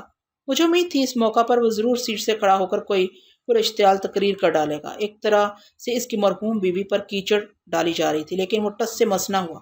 اس کے صبر و سکون کو دیکھتے ہوئے اندازہ ہوتا تھا عدالت آنے سے پہلے اس نے ٹھنڈائی کا ایک بڑا پیالہ اپنے معدے میں انڈیل لیا تھا، اور ٹھنڈائی بھی دھنیے والی۔ اس کا اطمینان بھرا رویہ ہمارے خطے کی نفسیات سے متصادم تھا۔ جج کو ایک مرتبہ پھر حاضرین عدالت کو خاموش کرانے کے لیے مخصوص جملوں کا استعمال کرنا پڑا۔ اگلے ہی لمحے عدالت کے کمرے میں سناٹے کی سی کیفیت ابھر آئی۔ اس سکوت کو وکیل استغاثہ کی تیز آواز نے توڑا۔ وہ ملزم سے کہہ رہا تھا، مسٹر رستم، اس کے بعد 10 فروری کا دن آتا ہے، یعنی وقوعہ کا روز۔ اس روز بھی تم مقتول کا فلیٹ میں کچھ ٹھیک کرنے، کچھ خراب کرنے پہنچ گئے تھے، اور وہ بھی اس وقت جب خاور گھر میں نہیں تھا۔ وہ اگر گھر میں نہیں تھا تو اس میں میرا کیا قصور؟ ملزم نے سٹ پٹائے ہوئے انداز میں کہا، مجھے کام کے لیے جہاں اور جس وقت بلایا جائے گا میں جاؤں گا۔ وقوعہ کے روز تمہیں مقتول یا اس کے شوہر نے بلایا تھا؟ وکیل استغاثہ نے پوچھا۔ مقتول مونا نے۔ مقتول مونا کو تم سے کیا کام پڑ گیا تھا؟ اس کے گیزر میں تھوڑی گڑبڑ ہو گئی تھی۔ واہ! وکیل استغاثہ نے مذاق اڑانے والے انداز میں سراہا، پھر رازدارانہ انداز میں ملزم سے پوچھنے لگا، سچ بتاؤ، تم نے اس گیزر کو کوئی رشوت وغیرہ تو نہیں دے رکھی تھی؟ کہ کیا مطلب ہے آپ کا؟ بھائی اول و آخر یہ گیزر ہی تمہاری راہ ہموار کرتا نظر آتا ہے، وکیل استغاثہ سہلانے والے انداز میں بولا۔ اس سے تو یہی ظاہر ہوتا ہے پانی گرم کرنے والی یہ دھاتی مشین تمہارے اشاروں پر ناچتی ہے۔ ملزم نے اکتاہٹ بھرے لہجے میں جواب دیا، ایسی کوئی بات نہیں، گیزر کا تھرموسٹیٹ گڑبڑ کر رہا تھا اور میں نے انہیں بتا دیا تھا کہ اسے تبدیل کروا لیں۔ اس روز مقتول نے مجھے تھرموسٹیٹ کی تبدیلی کے لیے ہی اپنے فلیٹ پر بلایا تھا۔ یہ تو بہت معمولی سا کام ہے، تم نے 15-20 منٹ میں نپٹا دیا ہوگا، وکیل استغاثہ نے سرسری انداز میں کہا۔ ابھی چند روز پہلے میں نے بھی اپنے گھر کے گیزر کا تھرموسٹیٹ بدلوایا ہے، اس لیے بھی میں اس بارے میں کرنٹ معلومات رکھتا ہوں۔ آپ ٹھیک کہتے ہیں، یہ اتنے ہی وقت کا کام ہے۔ پھر تم اس سے دگنا وقت تک مقتول کا فلیٹ میں کیا کر رہے تھے؟ وہ مقتول نے مجھے چائے کے لیے روک لیا تھا۔ اوہو، خاطر مدارات، وکیل استغاثہ نے استہزائیہ انداز میں کہا۔ بھائی تمہارا پیشہ تو بڑے مزے کا ہے۔ ایک لمحے کو رک کر اس نے چونک کر پوچھا، کیا سارے پلمبر تمہاری طرح خوش قسمت بھی ہوتے ہیں؟ ملزم نے وکیل استغاثہ کے سوال کا جواب دینے کی بجائے اسے زیادہ دیر تک مقتول کے فلیٹ پر قیام کی وضاحت کرتے ہوئے کہا، وہ دراصل بات یہ ہے کہ کام ختم کرنے کے بعد میں نے تو صرف پانی مانگا تھا، لیکن مقتول نے مجھے بٹھا لیا اور کہا کہ پانی بھی ملے گا اور چائے بھی پی کر جاؤ، ہم تمہیں بار بار تکلیف دیتے رہتے ہیں۔ اس نے کہا اور تم رک گئے؟ وکیل استغاثہ کا انداز ڈانٹنے والا تھا۔ میں کیا کرتا، اخلاقیات کا تقاضا یہی تھا۔ عمدہ اخلاق کے اس مظاہرے کے بعد تم نے جو کچھ کیا اسے انسانی اقدار کے کس صفحے پر رقم کرو گے؟ وکیل استغاثہ کے انداز میں جارحیت اتر آئی۔ ملزم نے متذبذب نظر سے اسے دیکھا۔ میں نے کیا کیا تھا؟ وہ ایک ایک لفظ پر زور دیتے ہوئے پھنکارا۔ مسٹر رستم، تم نے مقتول کی سادگی نما شرافت اور معصومیت نما بے وقوفی سے بھرپور فائدہ اٹھایا۔ تم انسانی درندے ہو، ایک نہایت ہی وحشی درندے۔ وکیل استغاثہ کے تیزی سے بدلتے ہوئے تیور نے ملزم کو بخلا دیا۔ وہ پریشان کن لہجے میں مستفسر ہوا۔ وکیل صاحب، میں سمجھ نہیں سکا آپ کہنا کیا چاہتے ہیں؟ میں یہ کہنا چاہتا ہوں کہ وکیل استغاثہ نے ڈرامائی انداز جاری رکھتے ہوئے کہا، تم اپنی محسن مقتول مونا کی نظر بچا کر اس کے بیڈ روم میں پہنچ گئے۔ وہ اس وقت کچن میں تمہارے لیے چائے بنا رہی تھی۔ تم نے اس کے ہلاک کا ناجائز فائدہ اٹھایا، اس کے اعتماد کو ٹھیس پہنچائی۔ تم نے یہی موقع حاصل کرنے کے لیے اتنی محنت کی تھی۔ مقتول کی کمزوری کا علم ہوتے ہی تم نے اپنی صحت مند مچھوں کو بھرپور استعمال کیا اور مقتول کا اعتماد حاصل کرنے میں کامیاب ہو گئے۔ وہ تم پر اتنا بھروسہ کرنے لگی کہ اکیلے گھر میں تمہیں چائے پلانے کو تیار ہو گئی۔ وہ ایک لمحے کو متوقف ہو کر جج کی طرف دیکھنے لگا، پھر سلسلہ بہتان کو جاری رکھتے ہوئے جوشیلے لہجے میں بولا، تم مقتول کے بیڈ روم میں پہنچے اور اس کی ڈریسنگ کے درازوں کو کھنگوڑنے لگے۔ اتنے دنوں کی آمد و شد سے تم نے یہ اندازہ لگا لیا تھا کہ مقتول اپنا زیور کہاں رکھتی ہے۔ بہرحال تھوڑی ہی کوشش کے بعد تم زیورات کے باکس تک رسائی حاصل کرنے میں کامیاب ہو گئے۔ تم نے طلائی جڑاؤ سیٹ والا باکس دراز میں سے نکال لیا اور اسی موقع پر ایک اپ سیٹ ہو گیا۔ وہ تھوڑی دیر کو رکا، پھر اپنی بات کو آگے بڑھاتے ہوئے بولا، خلاف توقع مقتول نے کچھ جلدی چائے بنا ڈالی۔ تم اسے نظر نہیں آئے تو وہ تمہاری تلاش میں بیڈ روم تک چلی آئی اور پھر اس نے تمہیں رنگے ہاتھوں پکڑ لیا۔ آئی مین ریڈ ہینڈڈ۔ یہ جھوٹ ہے، الزام ہے، ملزم احتجاجی لہجے میں چیخا۔ وکیل استغاثہ نے اس کی چلاہٹ کی پرواہ نہیں کی اور اپنی ہی دھن میں بولتا چلا گیا، تم مقتول کو اپنے سر پر کھڑے دے کر بوکھلا گئے۔ وہ تمہارے ہاتھ میں زیورات والا باکس دے کر صورتحال کی تہہ میں اتر چکی تھی۔ ایک لمحے کے لیے تم دونوں کی نظریں ملی اور تم نے اسی ایک لمحے کے 1000ویں حصے میں اندازہ لگا لیا کہ گڑبڑ ہو چکی ہے، تمہاری چوری پکڑی گئی ہے۔ اگر تم نے مقتول کا کوئی بندوبست نہ کیا تو خود بھی پکڑے جاؤ گے اور پھر تم نے مقتول کا بندوبست کر دیا۔ یہ سراسر جھوٹ ہے، یہ سراسر جھوٹ ہے، ملزم نے احتجاج کیا۔ میں نے کوئی زیور چرانے کی کوشش کی اور نہ ہی مونا کو قتل کیا ہے۔ آلہ قتل پائپ کٹر تم سے تعلق رکھتا ہے، وکیل استغاثہ نے سنسناتے ہوئے لہجے میں کہا، اور اس اوزار کے ہینڈل پر تمہاری انگلیوں کے بڑے واضح نشانات پائے گئے ہیں۔ مسٹر رستم، تم جھوٹ بول کر، چیخ چلا کر اور معصوم قابل رحم صورت بنا کر عدالت کی ہمدردیاں نہیں سمجھ سکتے، کیونکہ عدالت ثبوت مانگتی ہے، ٹھوس ثبوت۔ پھر وہ جج کی طرف مڑا اور سر کو تعظیمی جنبش دیتے ہوئے اس نے کہا، دیٹس آل یور آنر۔ وکیل استغاثہ نے جرا ختم کی تو گویا میرا انتظار ختم ہو گیا۔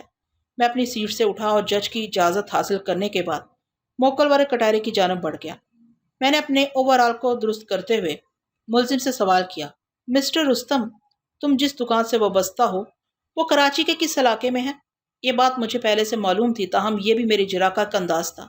رستم نے میرے سوال کے جواب میں بتایا، نرسری مارکیٹ میں۔ اور مقتول کا فلیٹ؟ وہ لوگ SMCHS کی ایک اپارٹمنٹس بلڈنگ میں رہتے ہیں، اس نے بتایا، فلیٹ نمبر 304، یعنی سندھی مسلم کوآپریٹیو ہاؤسنگ سوسائٹی میں، میں نے بڑبڑانے والے انداز میں کہا۔ پھر ملزم سے سوال کیا، تمہاری دکان سے مذکورہ فلیٹ تک پہنچنے میں کتنا وقت لگتا ہے؟ زیادہ سے زیادہ 10 منٹ، اس نے جواب دیا۔ ٹھیک کہتے ہو، میں نے اس بات میں گردن ہلائی۔ نرسری مارکیٹ اور سندھی مسلم سوسائٹی میں زیادہ فاصلہ نہیں۔ ذرا سوچ کر بتاؤ، وقوعہ کے روز تم کتنے بجے دکان سے روانہ ہوئے تھے؟ لگ بھگ 1 بجے دوپہر، اس نے پربسوک انداز میں کہا۔ اس کا مطلب ہے تم 1:10 پر اس فلیٹ میں تھے، میں نے خود کلامی کے سے انداز میں کہا۔ پھر پوچھا، وقوعہ کے روز تم مقتول کے فلیٹ سے کتنے بجے نکلے تھے؟ 1:45 پر، یعنی 1:45 بجے۔ تم بڑا درست وقت بتا رہے ہو، میں نے حیرت سے اس کی طرف دیکھا۔ وہ اس لیے کہ میں نے بلڈنگ کی سیڑھیاں اترتے وقت اپنی گھڑی میں وقت دیکھا تھا، ملزم نے اپنے جواب کی وضاحت میں کہا۔ اس سے تو یہی ظاہر ہوتا ہے کہ تم کم و بیش 35 منٹ تک مقتول کے فلیٹ میں رہے تھے، میں نے سوالیہ نظر سے اس کی طرف دیکھا۔ جی ہاں، آپ بالکل ٹھیک کہہ رہے ہیں، اس نے تصدیق کرتے ہوئے کہا۔ پوسٹ مارٹم کی رپورٹ میں مقتول مونا کی موت کا وقت 10 فروری دوپہر 2 اور 3 بجے کے درمیان بتایا گیا تھا۔ اگر میرے موکل کی آمد و شد کے اوقات کو شک کی نگاہ سے نہ دیکھا جاتا تو اس قتل کیس سے مبرا ہو جاتا، مگر استغاثہ اس کے بیان پر یقین کرنے کو تیار نہیں تھا۔ استغاثہ کے اندازے بلکہ دعوے کے مطابق ملزم وقوعہ کے روز 1:30 بجے مقتول کے فلیٹ پر پہنچا تھا اور 2:15 یا 2:30 بجے وہاں سے رخصت ہوا تھا۔ میں نے سوالات کا زاویہ تبدیل کرتے ہوئے اپنے موکل سے استفسار کیا، کیا وقوعہ کے روز تم اپنی ٹول کٹ کے ساتھ مقتول کے فلیٹ پر پہنچے تھے؟ جناب، ٹول کٹ تو کسی بھی دستکار کے گویا ہاتھ پاؤں ہوتے ہیں، وہ بڑی سادگی سے بولا، میں اپنے اوزاروں کے بغیر تو دو کوڑی کا نہیں ہوں۔ گویا وقوع کے روز ٹول کٹ تمہارے ساتھ تھی۔ اس نے اپنی گردن کو بڑی توانا جنبش تھی جو اس بات کا ذریعہ بنی۔ میں نے سوال کیا، جب تم تھرموسٹیٹ کو تبدیل کر چکے اور مقتول نے تمہیں چائے کی پیشکش کی تو تم اس کے فلیٹ کے کس حصے میں بیٹھے ہوئے تھے؟ ظاہر ہے چائے بنانے میں کچھ نہ کچھ وقت تو صرف ہوتا ہی ہے، اور یہ وقت تم نے انتظار میں گزارا ہوگا۔ جب مقتول مونا چائے بنانے کے لیے کچن میں گئی، میں کامن روم میں بچھے ایک صوفے پر بیٹھ گیا تھا، ملزم نے بڑی رسان سے بتایا۔ میں نے تصدیق طلب انداز میں پوچھا، تم اسی کامن کی بات کر رہے ہو نا جس کے بالکل سامنے کچن ہے اور وہاں سے کچن کا اندرونی منظر صاف نظر آتا ہے؟ جی ہاں جی ہاں، وہ جلدی سے بولا۔ میں نے پوچھا، کیا چائے بنانے کے دوران میں مقتول مونا نے کچن کا دروازہ بند کر دیا تھا؟ نہیں، وہ قطعیت سے بولا۔ جب تک وہ کچن میں موجود رہی میری نظروں کے سامنے رہی، میں اسے مسلسل دیکھتا رہا تھا۔ اور وہ، میں نے استفسار کیا۔ اس نے بھی کئی مرتبہ پلٹ کر میری طرف دیکھا تھا، اس نے بتایا۔ اس دوران میں ہمارے درمیان بات چیت کا سلسلہ جاری رہا تھا۔ میں نے کہا، جس وقت تم کامن روم کے ایک صوفے پر بیٹھے چائے بننے کا انتظار کر رہے تھے، تمہاری ٹول کٹ کہاں رکھی تھی؟ ٹول کٹ میرے پاس ہی تھی، وہ ٹھوس انداز میں بولا۔ میں نے اسے صوفے کے ایک طرف بیرونی دروازے کے نزدیک فرش پر رکھ دیا تھا۔ کیا اس وقت تمہاری ٹول کٹ میں پائپ کٹر موجود تھا؟ نہیں، وہ دو ٹوک انداز اختیار کرتے ہوئے بولا۔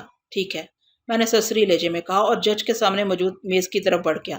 مذکورہ میز کے نزدیک ایک چھوٹی میز بھی موجود تھی جس پر اس کیس سے متعلق ضروری چیزیں رکھی گئی تھیں، جن میں سب سے نمایاں وہ پائپ کٹر تھا جسے سلوفین کی ایئر ٹائٹ تھیلی میں محفوظ کر کے رکھا گیا تھا۔ میں نے پائپ کٹر والے سلوفین بیگ کو اٹھایا، پھر جج کی اجازت سے اسے لے کر ملزم بارے کٹہرے کے نزدیک آ گیا۔ میں نے مذکورہ بیگ کو اپنے موکل رستم کی آنکھوں کے سامنے لہرایا اور پوچھا، جانتے ہو اس بیگ کے اندر کیا ہے؟ یہ میرا پائپ کٹر ہے جناب، وہ بڑی سنجیدگی سے بولا۔ یہی تو وہ اوزار ہے جو 7 فروری کو کہیں گم ہو گیا تھا اور 1000 تلاش کے بعد بھی مجھے نہیں ملا تھا۔ تو تم نے اپنی چیز کو پہچان لیا، یہ اچھی بات ہے، میں نے سرسری انداز میں کہا، پھر اضافہ کیا، تمہارا یہ اہم اوزار 10 فروری کے بعد آلۂ قتل کی حیثیت اختیار کر چکا ہے، اور یہ کوئی غلط بات بھی نہیں۔ مونا کو واقعی اس پائپ کٹر کی مدد سے ہلاک کیا گیا ہے، لیکن مونا کے قتل سے میرا کوئی تعلق نہیں۔ جانتا ہوں، میں نے تسلی دینے والے انداز میں کہا۔ آلۂ قتل پر تمہاری انگلیوں کے نشانات پائے گئے ہیں، اس لیے استغاثہ تمہیں قاتل گردان رہا تھا۔ بہرحال یہ کوئی اتنی زیادہ تشویش کی بات نہیں۔ اتنا کہہ کر میں واپس جج کی جانب مڑ گیا اور آلۂ قتل کو واپس اس کی جگہ پر رکھنے کے بعد میں نے جج سے مخاطب ہوتے ہوئے کہا، جناب عالی، میں معزز عدالت کی اجازت سے اس کیس کی انکوائری آفیسر سے چند ضروری باتیں کرنا چاہتا ہوں۔ جج نے میرے حسب منشا اجازت دے دی۔ انکوائری آفیسر ایک شان سے چلتے ہوئے گواہوں والے کٹہرے میں آن کھڑا ہوا۔ وہ رینک کے اعتبار سے ایک سب انسپیکٹر تھا اور ماشاءاللہ اس نے بھی خاصی بھاری بھرکم مونچھیں پال رکھی تھیں۔ میں نے اس کے چہرے پر نگاہ گاڑتے ہوئے خوشگوار لہجے میں کہا، آئیو صاحب، کیا میں آپ کا نام جان سکتا ہوں؟ مجھے شمشیر علی کہتے ہیں۔ شمشیر علی یا صرف شمشیر؟ آپ جو بھی سمجھ لیں، وہ رکھائی سے بولا۔ میں نے کہا، اگر میرے سمجھنے پر ہی موقوف ہے تو میں آپ کو جو سمجھ رہا ہوں اس کا اظہار نہیں کروں گا۔ آپ کی مرضی ہے جناب، میں کیا کہہ سکتا ہوں؟ آپ بہت کچھ کہہ سکتے ہیں اور آپ کو کہنا ہوگا، میں نے دوستانہ انداز میں کہا۔ اگر آپ میرے سوالات کے جواب میں کچھ نہیں کہیں گے تو پھر آپ کو کٹہرے میں بلانے کا فائدہ کیا؟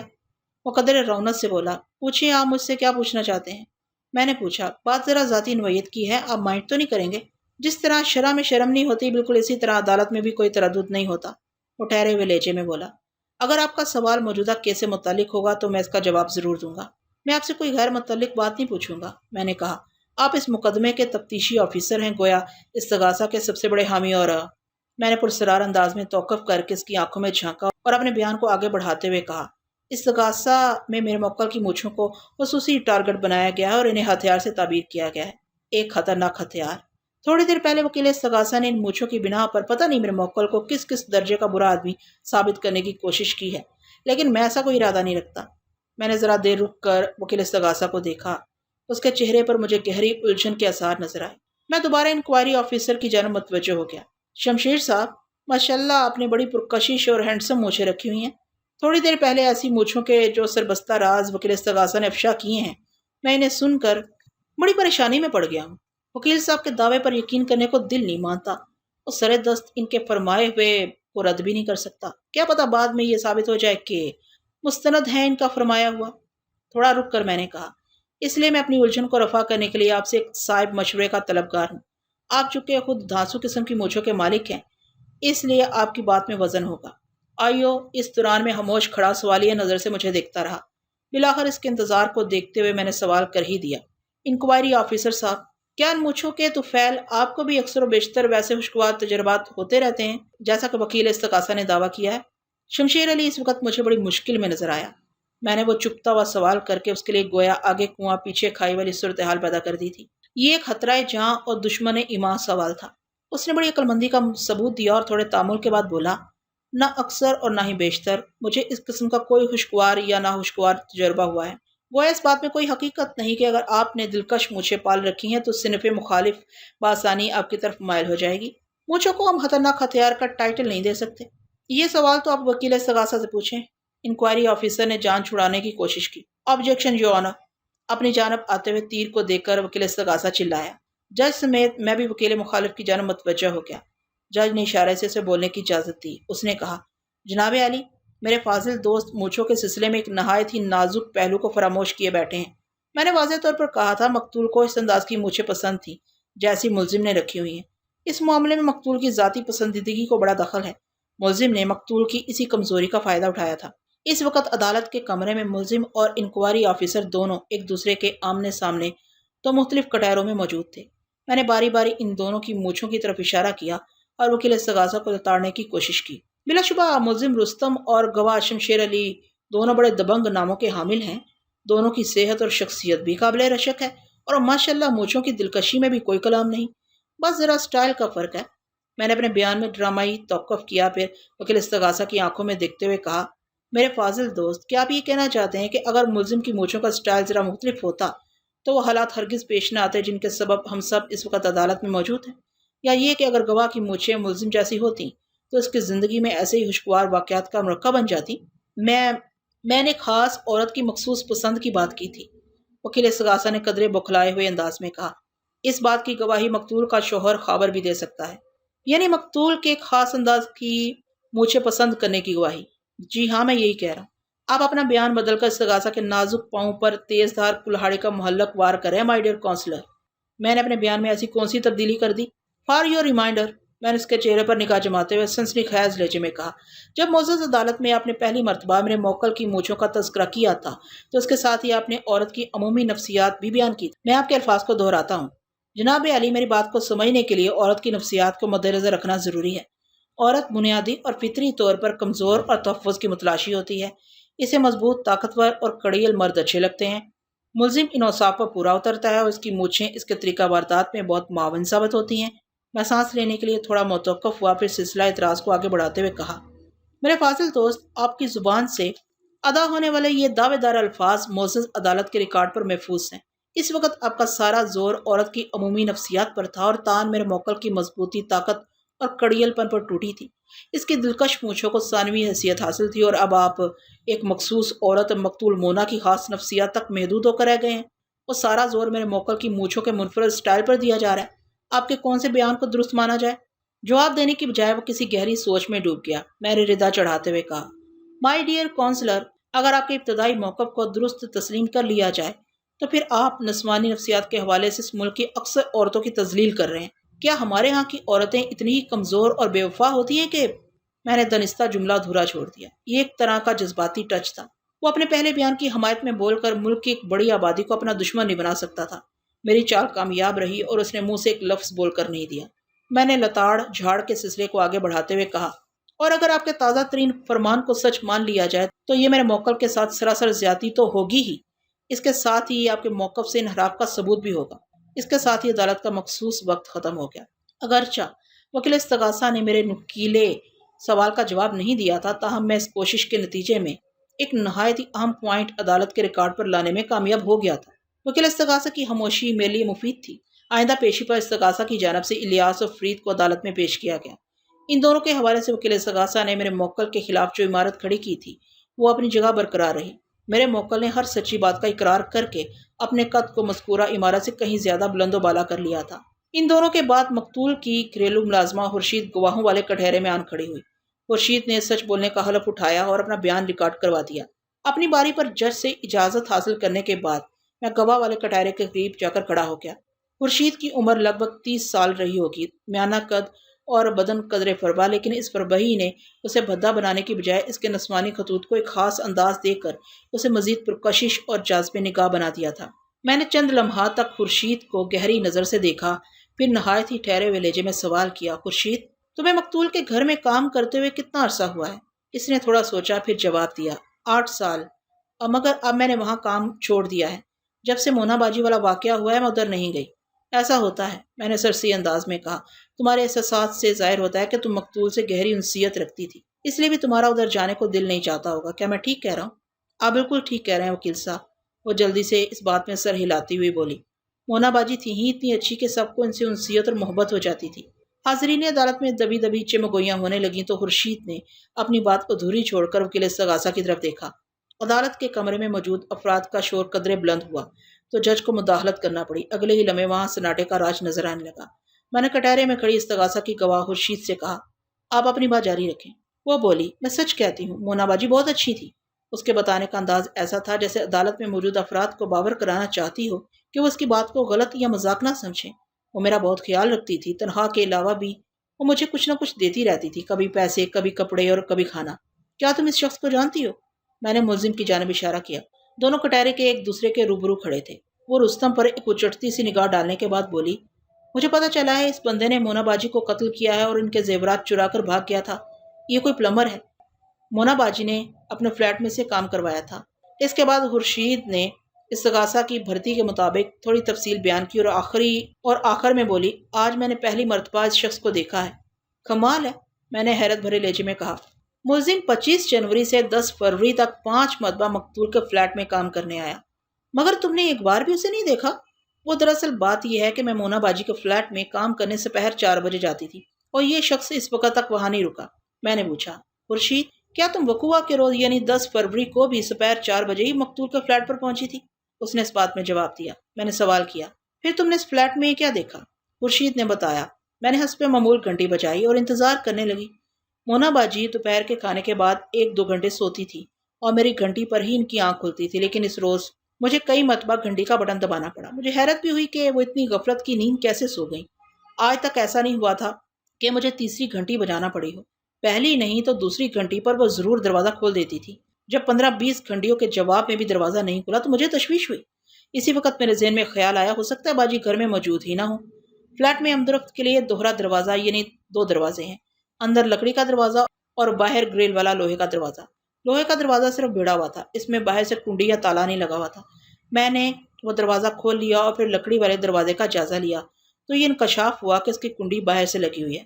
یہ بڑی عجیب و غریب صورتحال تھی۔ وہ تھوڑی دیر کو متوقف ہوئی، پھر اپنے بیان کو آگے بڑھاتے ہوئے بولی، لکڑی کے دروازے کی کنڈی بتاتی تھی مونا باجی گھر میں نہیں ہے، لیکن یہی بات مجھے ہضم نہیں ہو رہی تھی۔ میں جانتی تھی وہ جب بھی گھر سے باہر جاتی تھی تو لکڑی اور لوہے کے دونوں دروازوں کو لاک کر کے جاتی تھی، اور جب فلیٹ کے اندر موجود ہوتی تو دونوں دروازوں کو اندر سے کنڈی لگا کر رکھتی۔ لوہے کے دروازے کو محض بھیڑا پا کر اور لکڑی کے دروازے پر باہر سے کنڈی دے کر مجھے تشویش ہوئی اور میں اپنے اندرونی تجسس سے مجبور ہو گئی۔ پھر میں نے لکڑی والے دروازے کی کنڈی کھولی اور فلیٹ کے اندر داخل ہو گئی۔ وہ خاموش ہوئی تو میں نے سوال کرنے میں دیر نہیں لگائی۔ خورشید نے ایک نظر وکیل استغاثہ کو دیکھا اور میرے سوال کا جواب دیتے ہوئے بولی، میں فلیٹ کے اندر داخل ہوئی تو مجھے ایک عجیب سی خاموشی کا احساس ہوا، ایسا سناٹا جیسے اس گھر میں کوئی موجود نہ ہو۔ میں کامن سے تھوڑا آگے بڑھی اور بیڈ روم میں پہنچ گئی، اور پھر میں نے مونا باجی کو بیڈ کے اوپر اس حالت میں دیکھا۔ وہ ایک جھجری کے بعد مزید بتانے لگی، ان کا سر پھٹا ہوا تھا اور بیڈ کی شیٹ پر بھی خون نظر آ رہا تھا۔ میں ایک لمحے میں سمجھ گئی کہ انہیں کسی ظالم نے قتل کر دیا ہے۔ وہ خوفزدہ نظر سے میری طرف دیکھنے لگی۔ میں نے سوالات کے تسلسل کو جاری رکھتے ہوئے کہا، پھر تم نے کیا کیا خورشید بی بی؟ میں مونا باجی کو اس حالت میں دیکھ کر بری طرح دہشت زدہ ہو گئی تھی، اسرا سیما لہجے میں بولی۔ میں الٹے قدموں فلیٹ سے باہر نکل آئی۔ اسی وقت میں نے فلیٹ نمبر 303 والی ممتاز کو دروازے پر کھڑے دیکھا اور میں نے اسے اس واقعے کے بارے میں بتا دیا۔ ممتاز کا شوہر اس وقت گھر پر ہی تھا، وہ بھی فلیٹ سے نکل آیا۔ اس طرح مونا باجی کے آس پاس کو بھی اس سانحے کی خبر ہو گئی۔ ہاور کو اس واقعے کی اطلاع کس نے دی تھی؟ ہاور کو اس واقعے کی اطلاع ممتاز کے شوہر حنیف خان نے کتنے بجے؟ میرا خیال ہے 4:15 بجے ہاور بھائی کو فون کیا گیا تھا، اس نے بتایا۔ یہ فون حنیف نے اپنے گھر سے کیا تھا۔ میں نے پوچھا، کیا تم ہاور کے گھر پہنچنے تک وہیں فلیٹ پہ رہی تھی؟ نہیں جی، میں تھوڑی دیر بعد اپنے گھر چلی گئی تھی، اس نے جواب دیا۔ میری چھوٹی بچی صرف 1 سال کی ہے، میں زیادہ دیر اسے دور نہیں رہ سکتی۔ تم دوبارہ کتنے بجے مقتول کے فلیٹ پر گئی تھی؟ اس نے جواب دیا۔ اس وقت مغرب کی اذان ہو رہی تھی، یعنی لگ بھگ 6:15 بجے۔ جی ہاں، اتنا ہی وقت ہوا ہوگا، اس نے اس بات میں گردن ہلاتے ہوئے کہا۔ اس دوران میں ہاور بھائی نے پولیس کو فون کر دیا تھا اور پھر میرے وہاں پہنچنے کے 10-15 منٹ بعد پولیس والے بھی آ گئے۔ خورشید بی بی، تم نے سب سے پہلے مقتول مونا کی لاش کو دیکھا تھا، میں نے اس کے چہرے پر نگاہ جماتے ہوئے کہا۔ پولیس والوں نے سوال کر کر کے تمہارا دماغ تو ہلکا کر دیا ہوگا، کیا انہوں نے تم پر قاتل ہونے کا شک نہیں کیا؟ اب بالکل ٹھیک کہہ رہے ہیں، وہ بڑی رسان سے بولی۔ مجھ سے بڑے کڑے سوالات کیے گئے، گھما پھرا کر مجھ سے گلوانے کی کوشش کی گئی کہ میں قاتل کے بارے میں کیا جانتی ہوں۔ میری انگلیوں کے نشانات بھی لیے گئے، لیکن آلہ قتل نے مجھے بچا لیا۔ مجھے پتا چلا کہ اس اوزار پر کسی مرد کی انگلیوں کے نشانات پائے گئے ہیں۔ خدا خدا کر کے اس پوچھ گچھ سے میری جان چھوٹی اور پولیس نے اس شخص کو گرفتار کر لیا جو اس اوزار کا مالک ہے اور اب ایک ملزم کی حیثیت سے کٹہرے میں کھڑا ہے۔ اوہ، میں نے متاسفانہ انداز میں کہا۔ پھر سلسلہ سوالات کو جاری رکھتے ہوئے کہا، خورشید بی بی، تم نے تھوڑی دیر پہلے معزز عدالت کو بتایا ہے کہ کامن روم میں جب تمہیں مقتول نظر نہ آئی تو تم بیڈ روم میں پہنچ گئی اور پھر بیڈ پر تم نے مقتول کو مردہ حالت میں پڑا ہوا پایا۔ تم سے میرا اتنا سا سوال ہے کہ کیا آلہ قتل بھی تمہیں بیڈ پر کہیں پڑا دکھائی دیا تھا؟ جی ہاں، یہ اوزار بھی مونا باجی کی لاش کے قریب ہی پڑا ہوا تھا۔ خورشید بی بی، کیا تم بیڈ روم کا دروازہ کھول کر اندر داخل ہوئی تھی؟ نہیں جی، وہ دروازہ تو پہلے سے کھلا ہوا تھا۔ اور جب تم کامن سے بیڈ روم کی طرف جا رہی تھی تو کیا کچن کا دروازہ بند تھا؟ نہیں جناب، کچن کا دروازہ بھی کھلا ہوا تھا۔ کیا تم نے بیڈ روم میں داخل ہونے سے پہلے کچن میں جھانکا تھا؟ یہ تو ایک فطری بات ہے، اس نے اس بات میں گردن ہلائی۔ کامن روم میں کھڑے ہوں تو کچن کے اندر سب کچھ دکھائی دیتا ہے، جھانکنے کا سوال ہی نہیں، خود بخود ہی نظر اندر چلی جاتی ہے۔ تمہاری اس خود بخود نظر نے کچن کے اندر کوئی خاص چیز دیکھی؟ میں نے سنک پر چائے کے جھوٹے برتن رکھے دیکھے تھے، اس نے جواب دیا۔ 2-4 ضمنی سوالات کے بعد میں نے جرح کے سلسلے میں موقوف کر دیا۔ خورشید کے بعد استغاثہ کی طرف سے 2 مزید گواہوں کا بیان ہوا۔ ان گواہوں کا تعلق مقتول کے پڑوسیوں سے تھا۔ ان کے بیان اجرا میں کوئی قابل ذکر اور اہم بات نہیں، لہٰذا اس ذکر کو گول کرتے ہوئے آگے بڑھتا ہوں۔ میں نے ایک مرتبہ پھر جج سے درخواست کی کہ میں اس کیس کے تفتیشی آفیسر کو چند سوالات کے لیے زحمت دینا چاہتا ہوں۔ جج نے میری درخواست کو قبول کرتے ہوئے تفتیشی آفیسر کو اشارہ کیا۔ وہ وٹنس باکس میں آن کھڑا ہوا۔ یہ وہی کٹہرا تھا جہاں تھوڑی دیر پہلے خورشید اپنی گواہی بھگتا کر گئی تھی۔ میں نے آئیو کو مخاطب کرتے ہوئے کہا، شمشیر علی صاحب، میں نے ایک نہایت ہی معمولی کام کے لیے آپ کو دوبارہ تکلیف دی ہے۔ دراصل میری یادداشت کچھ گڑبڑ کر رہی ہے، اسی کی تصدیق کے لیے میں آپ سے کچھ پوچھنا چاہتا ہوں۔ وہ میری طرف دیکھتے ہوئے بولا، پوچھیں، آپ کیا پوچھنا چاہتے ہیں؟ میں نے پوچھا، کیا یہ درست ہے کہ مقتول کا فلیٹ 3 کمروں ایک کامن روم پر مشتمل ہے؟ آپ نے جائے وقوع کا تفصیلی نقشہ تیار کیا تھا، اس لیے آپ کو تو سب کچھ یاد ہوگا۔ جی ہاں، مقتول کے فلیٹ کی مکانیت کچھ اسی نوعیت کی ہے۔ مقتول کے فلیٹ میں داخل ہونے کا مطلب ہے ہم نے کامن روم میں قدم رکھ دیا۔ میں نے اپنی چال کو آگے بڑھاتے ہوئے کہا، یہ لوگ کامن روم کو ہی ڈرائنگ روم کے طور پر استعمال کر رہے تھے۔ دروازے سے اندر داخل ہوں تو سیدھے ہاتھ پر 2 سنگل صوفے بچھے ملیں گے۔ مذکورہ صوفوں کے اختتام پر یعنی کارنر میں ٹیلی فون والا سٹینڈ رکھا ہے۔ الٹے ہاتھ پر یعنی جنوبی دیوار کے ساتھ 3 نشست والا ایک طویل صوفہ رکھا ہوا ہے۔ میں غلط تو نہیں کہہ رہا تفتیشی آفیسر صاحب؟ نہیں جناب، آپ بالکل درست فرما رہے ہیں، وہ ٹھہرے ہوئے لہجے میں بولا۔ کامن روم اسی کیفیت کا حامل ہے۔ میں نے گھسنے ماجنے کے سلسلے کو آگے بڑھاتے ہوئے کہا، اب ہم کمروں کی تفصیل میں جاتے ہیں۔ کامن روم میں کھڑے ہوں تو دائیں ہاتھ پر جو کمرہ پڑتا ہے اسے ڈائننگ روم کے طور پر استعمال کیا جا رہا ہے۔ اس کے بعد بیڈ روم کا نمبر آتا ہے جو ڈرائنگ روم سے ملا ہوا مگر بھی رخ پر واقع ہے۔ میں ایک لمحے کو متوقف ہوا، پھر سلسلہ کلام کو آگے بڑھاتے ہوئے کہا، بیڈ روم کے متوازی اور جنوبی سمت میں مقتول کے شوہر کا کمرہ ہے جس میں اس نے اپنا آرٹ اسٹوڈیو بنا رکھا ہے۔ بیڈ روم اور اسٹوڈیو کے درمیان کچن واقع ہے۔ اگر ہم کامن میں کھڑے ہو کر مغرب کی طرف دیکھیں تو بائیں جانب اسٹوڈیو اور اس کی متوازی بیڈ روم دکھائی دے گا، جبکہ کچن عین آنکھوں کے سامنے نظر آئے گا۔ اگر کوئی شخص کامن روم میں بچھے سنگل صوفوں میں سے کسی پر بیٹھا ہوا ہو تو اس کی نگاہ سیدھی کچن کے اندر جائے گی۔ Am I right؟ Right you are۔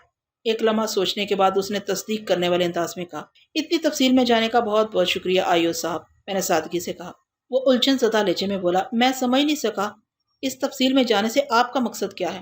میں اپنا مقصد حاصل کر چکا ہوں آئیو صاحب۔ میں نے اس کی آنکھوں میں جھانکا، وہ تعجب خیز نظر سے مجھے گھورنے لگا۔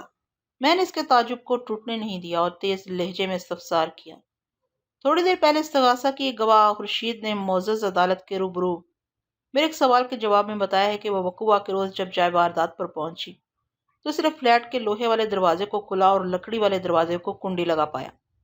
ابر تجسس کے ہاتھوں مجبور اور مسلسل گھنٹی کا جواب نہ پا کر وہ فلیٹ کے اندر داخل ہو گئی۔ پھر جب وہ کامن روم سے بیڈ روم کی سمت بڑھ رہی تھی تو اس نے کچن میں سنک پر چائے کے جھوٹے برتن رکھے دیکھے تھے۔ کیا آپ خورشید کے بیان کی تصدیق کرتے ہیں؟ آپ نے خورشید کے حوالے سے خاصی طویل بات کی ہے، وہ تامل کرتے ہوئے بولا۔ میں سمجھ نہیں پا رہا ہوں آپ اس بیان کے کس حصے کی تصدیق چاہتے ہیں۔ میں آپ کی مشکل آسان کیے دیتا ہوں، میں نے اس کے چہرے پر نگاہ گاڑتے ہوئے کہا۔ محترم آئیو صاحب، معزز عدالت صرف یہ جاننا چاہتی ہے کہ آیا آپ کو بھی وقوع کے روز کچن کے سنک پر چائے کے استعمال شدہ برتن رکھے دکھائی دیے تھے؟ وہ گڑبڑایا۔ میرا خیال ہے وہاں کچھ برتن موجود تو تھے۔ خیالی نہیں، یقینی بات کریں، میں نے سخت لہجے میں کہا۔ آپ نے جائے وقوع کا تفصیلی معائنہ کیا ہوگا اور مذکورہ کچن جائے وقوع کے اندر ہی شمار ہوگا۔ وہ اسی فلیٹ میں واقع ہے جہاں مونا کو قتل کیا گیا، اور میں نے دنستہ جملہ ادھورا چھوڑا اور ڈرامائی انداز میں بات کو آگے بڑھاتے ہوئے کہا، اور خورشید کی بات کو رد کرنا، نظر انداز کرنا آسان نہیں، کیونکہ وہ عرصہ 8 سال سے اس فلیٹ میں صفائی ستھرائی کا کام کرتی چلی آ رہی ہے۔ وہ ایک نظر دیکھ کر بڑے وثوق سے کہہ سکتی ہے کہ کس جگہ کون سا برتن رکھا ہوا ہے اور آیا وہ دھلا ہوا ہے یا استعمال شدہ۔ تھوڑے تذبذب کے بعد اس نے اس بات میں جواب دیتے ہوئے بتایا، خورشید ماسی کا مشاہدہ بداغ ہے۔ مجھے یاد آ گیا، کچن میں سنک پر واقعی چائے کے جھوٹے برتن موجود تھے۔ خدا کا لاکھ لاکھ شکر ہے کہ آپ کو یاد آ گیا، میں نے طنزیہ لہجے میں کہا، پھر اسے چکر دینے کے لیے سوالات کے زاویے کے تھوڑا سا تبدیل کر دیا اور پوچھا، شمشیر صاحب، کیا یہ درست ہے کہ آپ کو اس واردات کی اطلاع مقتول کے شوہر خاور نے دی تھی؟ لگ بھگ 6 بجے شام مورخہ 10 فروری۔ جی ہاں، یہ بالکل درست ہے۔ اور آپ ٹھیک آدھے گھنٹے بعد چائے واردات پر موجود تھے، یعنی 6:30 بجے؟ جی بالکل ایسا ہی تھا، اس نے متحمل انداز میں جواب دیا۔ میں نے پوچھا، بیڈ روم میں پہنچتے ہی آپ کو اندازہ ہو گیا کہ مقتول مونا اب اس دنیا میں باقی نہیں رہی؟ اس نے بتایا، مقتول کی کھوپڑی کا عقبی حصہ بری طرح چٹک گیا تھا اور وہاں سے اچھا خاصا خون بھی نکلا تھا۔ وزنی پائپ کٹر سے ایسی مہلک اور خوفناک ضرب لگائی گئی تھی کہ وہ بیچاری زندہ بچ ہی نہیں سکتی تھی۔ بیڈ شیٹ پر جا بجا خون کے دھبے پائے گئے تھے۔ میں نے اس کی وضاحت کو نظر انداز کرتے ہوئے سوال کیا، اور آلہ قتل وہ وزنی پائپ کٹر بھی بیڈ پر ہی پایا گیا تھا؟ جی ہاں، آلہ قتل مقتول کے بیڈ پر موجود تھا۔ آپ نے جائے وقوع کی کارروائی نپٹائی اور پھر ملزم کو مقتول کے قتل کے الزام میں گرفتار کر لیا، میں نے گھمبیر لہجے میں کہا۔ آپ کو کیسے معلوم ہوا مونا کو میرے موکل رستم نے قتل کیا تھا؟ وہ تھوڑے تامل کے بعد بولا، آلہ قتل کو دیکھتے ہی مقتول کے شوہر نے کہا تھا، یہ پائپ کٹر تو رستم پلمبر کا ہے۔ میں نے پوچھا، کون رستم؟ میرے سوال کے جواب میں خاور نے تفصیل بتا دی۔ اس نشاندہی پر ہم نے ملزم کو گرفتار کر لیا۔ وہ لمحہ بھر کو سانس لینے کے لیے رکا، پھر اپنی بات پوری کرتے ہوئے بولا، پھر جب ہم نے آلہ قتل پر سے فنگر پرنٹس اٹھائے اور ملزم کے فنگر پرنٹس سے ان کا موازنہ کیا تو حقیقت کھل گئی۔ انکوائری آفیسر نے گویا اس طرح بات ختم کی جیسے میرے موکل کو پھانسی کی سزا سنا دی ہو۔ فنگر پرنٹس اٹھائے؟ میں نے ایک ایک لفظ کو چبانے والے انداز میں ادا کیا، پھر سنسناتے ہوئے لہجے میں تفتیشی آفیسر سے استفسار کیا، آپ نے جائے وقوع پر موجود اور کس شے سے فنگر پرنٹس اٹھائے تھے؟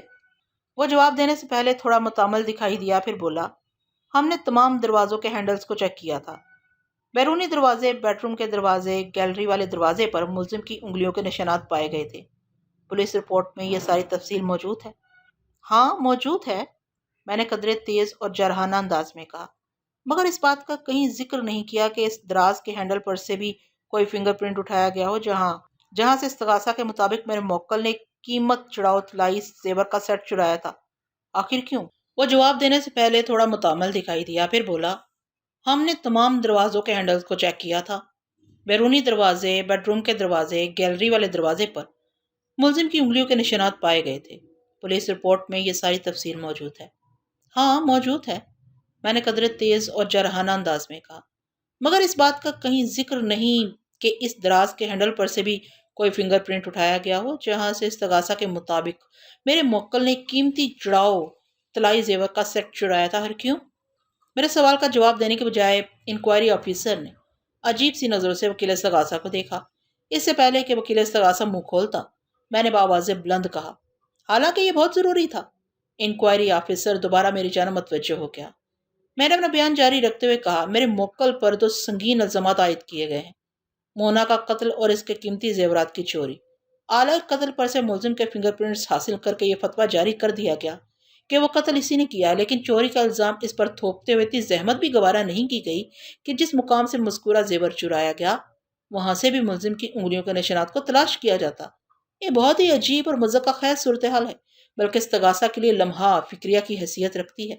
میں نے ایک لمحے کو رک کر جج کی طرف دیکھا۔ جج بڑے خشوع و خضوع سے میرا بیان سن رہا تھا۔ میں نے سر کو تعظیمی جنبش دی، پھر وہ سخن انکوائری آفیسر کی جانب موڑتے ہوئے کہا، شمشیر علی صاحب، استغاثہ میں اس بات کو بڑے زور شور سے اچھالا گیا ہے کہ میرا موکل مقتول کے بہت قریب ہو گیا تھا، اتنا قریب کہ وقوعہ کے روز مقتول نے اسے چائے کی پیشکش تک کر ڈالی۔ استغاثہ کے مطابق جب مقتول کچن میں چائے بنا رہی تھی تو ملزم اس کی نظر بچا کر بیڈ روم میں پہنچ گیا اور پھر اس نے طلائی زیورات کا وہ جڑاؤ قیمتی سیٹ چرا لیا۔ استغاثہ کے اس دعوے سے تو صاف ظاہر ہوتا ہے کہ چائے پیش کرنے اور پینے کی نوبت ہی نہیں آئی تھی، جبکہ کچن کے سنک پر رکھے گئے چائے کے استعمال شدہ برتن کوئی اور ہی کہانی سنا رہے ہیں۔ کیا کہانی سنا رہے ہیں؟ وہ سوچے سمجھے بغیر بے سختہ بول اٹھا۔ یہ کہانی سنا رہے ہیں کہ اس روز وہاں چائے پی گئی تھی۔ میں نے اس کی آنکھوں میں دیکھتے ہوئے کہا، ورنہ جھوٹے برتن ہونے کا سوال ہی پیدا نہیں ہوتا۔ وہ ایک دم سنبھل گیا اور تیکھی نظر سے مجھے گھورتے ہوئے بولا، سوال پیدا ہوتا ہے جناب۔ کیا سوال؟ میں نے بھی جواب میں اسے گھورا۔ وہ طنزیہ لہجے میں بولا، فار یور کائنڈ انفارمیشن، وقوعہ کے روز مقتول کا شوہر 1 بجے دوپہر فلیٹ سے رخصت ہوا تھا اور یہ اس کا معمول بھی ہے۔ وہ 11 بجے کے قریب سو کر اٹھتا ہے، پھر نہا دھو کر ناشتہ کرتا ہے۔ عین ممکن ہے وہ چائے کے جھوٹے برتن اس کے ناشتے والے ہوں۔ پھر اس نے الٹا مجھ سے سوال کر ڈالا، کیا یہ ممکن نہیں؟ ایسا ہو سکتا ہے، میں نے معتدل انداز میں کہا، لیکن استغاثہ کی رپورٹ میں ان کی کوئی شہادت نہیں ملتی، بلکہ وہاں تو سرے سے ان جھوٹے برتنوں کے تذکرے کو گول ہی کر دیا گیا ہے، جبکہ ان برتنوں پر سے فنگر پرنٹ اٹھانا زیادہ ضروری تھا۔ ایسا کیوں نہیں کیا گیا؟ ہم نے اس کی ضرورت محسوس نہیں کی، وہ ڈٹائی سے بولا۔ ضرورت محسوس نہیں کی یا دنستہ اس طرف سے چشم پوشی کی گئی تھی؟ آپ کا جو جی چاہے سمجھتے رہیں، بیزاری سے بولا۔ میں تو سب کچھ بڑی اچھی طرح سمجھ رہا ہوں۔ اس کے ساتھ ہی عدالت کا وقت ختم ہو گیا۔ جج نے 10 روز بعد کی تاریخ دے کر عدالت برخاست کرنے کا اعلان کر دیا۔ The court is adjourned. ٹھیک 10 روز بعد ہم سب ایک مرتبہ پھر عدالت کے کمرے میں موجود تھے، لیکن اس دن کوئی قابل ذکر کارروائی نہ ہو سکی۔ استغاثہ کی جانب سے صرف ایک گواہ باقی بچا تھا، یعنی مقتول کا آرٹسٹ شوہر مسٹر خاور۔ مذکورہ روز وہ طبیعت کی ناسازی کے باعث حاضر نہیں ہو سکا تھا۔ جج نے 3 دن کے بعد کی تاریخ دے دی۔ میں اس کیس کو اپنے حق میں بہت اچھی طرح ہموار کر چکا تھا۔ استغاثہ کا آخری گواہ بھی بھگت جاتا تو دلائل کا سلسلہ شروع کیا جاتا۔ مجھے 101% امید تھی کہ اس کیس کا فیصلہ میرے موکل کی بریت پر منتج ہوگا۔ اب تک میرے موکل رستم نہایت ہی ثابت قدمی سے ڈٹ کر عدالتی کارروائی کا مقابلہ کیا تھا۔ یہ سچ ہے کہ مقتول کے گھر آنے جانے کے دوران میں وہ کسی حد تک اس کے قریب چلا گیا تھا اور نادان دوستوں نے اس کے قرب کا بھانڈا پھوڑ کر اسے ایک مصیبت میں دھکیل دیا، لیکن حقیقت کا اقرار کرتے ہوئے اس نے جج کے سامنے اپنی پوزیشن کو خاصا مضبوط بنا لیا تھا۔ استغاثہ نے اس کی مونچھوں کو جس قدر اچھالا تھا، اگر وہ اپنے اور مقتول کے مابینی تعلقات کا سرے سے انکار کر دیتا تو جج کی نظر میں اس کی حیثیت اچھی خاصی متاثر ہو جاتی۔ بہرحال اب سب کچھ کنٹرول میں تھا۔ نادان دوستوں کی دوستی نے جو گل کھلانے کی کوشش کی تھی وہ گل کھلنے سے پہلے ہی مرجھا چکا تھا۔ شاید اس لیے کہا جاتا ہے، نادان دوست سے دانا دشمن بھلا۔ آئندہ پیشی پر عدالتی کارروائی کا آغاز ہوا تو خاور وٹنس باکس میں موجود تھا۔ اس نے سچ بولنے کا حلف اٹھایا اور عدالت کے روبرو اپنا بیان ریکارڈ کرا دیا۔ اس بیان میں کم و بیش وہی باتیں تھیں جو اس نے پولیس کو بیان دیتے ہوئے بتائی تھیں۔ وکیل استغاثہ نے مقتول کے شوہر سے چند رسمی سوالات کیے اور جرح موقوف کر دی۔ میں اپنی باری پر مخصوص سیٹ سے اٹھا اور جج کی اجازت حاصل کرنے کے بعد گواہ والے کٹہرے کے نزدیک چلا گیا۔ کوئی سوال پوچھنے سے پہلے میں تنقیدی نگاہ سے اسے گھورنے لگا۔ میرے اس گھورنے نے اس پر خاطر ہوا اثر کیا اور وہ بار بار کٹہرے میں پہلو بدلنے لگا۔ میں فوری طور پر اس کی گھبراہٹ کا سبب نہ جان سکا۔ ممکن ہے اس کی بیماری کا نتیجہ اور جس کی وجہ سے گزشتہ پیشی پر عدالت میں حاضری نہیں دے سکا تھا۔ خاور عام سی شکل و صورت کا مالک ایک پستہ قامت شخص تھا۔ اس کا قد 5 فٹ 4 انچ سے زیادہ نہیں تھا۔ جسم بھی دبلا پتلا تھا۔ اس قد کاٹ پر اس کا وزن میرے خیال میں 50 کلو گرام سے زیادہ نہیں رہا ہوگا۔ آنکھوں پر اس نے موٹے شیشوں والی اینک لگا رکھی تھی۔ مجھے مقتول کی زندگی میں اسے دیکھنے کا اتفاق نہیں ہوا تھا، تاہم جائے وقوعہ پر سرکاری فوٹوگرافرز نے اپنے فن کا جو مظاہرہ کیا تھا وہ میری نظر سے بھی گزرا تھا، اور اس نظارے کے مطابق مونا نہایت ہی حسین و جمیل اور بھرپور عورت تھی۔ اس کی تعریف میں سے زیادہ اور کچھ نہیں کہا جا سکتا کہ ان میاں بیوی کی بے جوڑ جوڑی تھی۔ میں نے جرح کا سلسلہ آغاز کرتے ہوئے گواہ کو مخاطب کیا اور پوچھا، مسٹر خاور، اب کیسی طبیعت ہے آپ کی؟ اس نے مختصر سا جواب دیا، کیا ہو گیا تھا؟ پیٹ میں تھوڑی گڑبڑ تھی۔ اب تو کہیں کوئی گڑبڑ نہیں ہے نا؟ میں نے اس کی آنکھوں میں دیکھتے ہوئے کہا، نہیں۔ اس نے نفی میں گردن کو ایک جھٹکا دیا۔ میں نے پوچھا، مسٹر خاور، وقوعہ کے روز آپ دفتر جانے کے لیے کتنے بجے گھر سے نکلے تھے؟ اپنے معمول کے مطابق 1 بجے دوپہر، اس نے جواب دیا۔ اس روز آپ کتنے بجے اپنے دفتر پہنچے تھے؟ میرا خیال ہے 3 سوا 3 بجے، اس نے سوچتے ہوئے جواب دیا۔ میں نے کہا، میری معلومات کے مطابق آپ جس ایڈورٹائزنگ کمپنی سے وابستہ ہیں اس کا دفتر میکلو روڈ پر واقع ہے، اور آمد و رفت کے لیے آپ بائک استعمال کرتے ہیں۔ آپ کی معلومات بالکل درست ہیں۔ میرا یہ اندازہ بھی یقیناً درست ہوگا کہ بائک کے ذریعے آپ کے گھر سے دفتر پہنچنے میں زیادہ سے زیادہ آدھا گھنٹہ صرف ہوتا ہوگا۔ میں نے سوالیہ انداز میں سے دیکھا۔ جی ہاں، کم و بیش اتنا ہی وقت لگتا ہے۔ پھر وقوع کے روز آپ کو دفتر پہنچنے میں لگ بھگ 1.25 گھنٹے کیوں لگ گئے؟ میں نے اس کی آنکھوں میں جھانکتے ہوئے کہا، کیا راستے میں کہیں آپ کی بائک خراب ہو گئی تھی جیسا کہ عام طور پر ہوتا ہے؟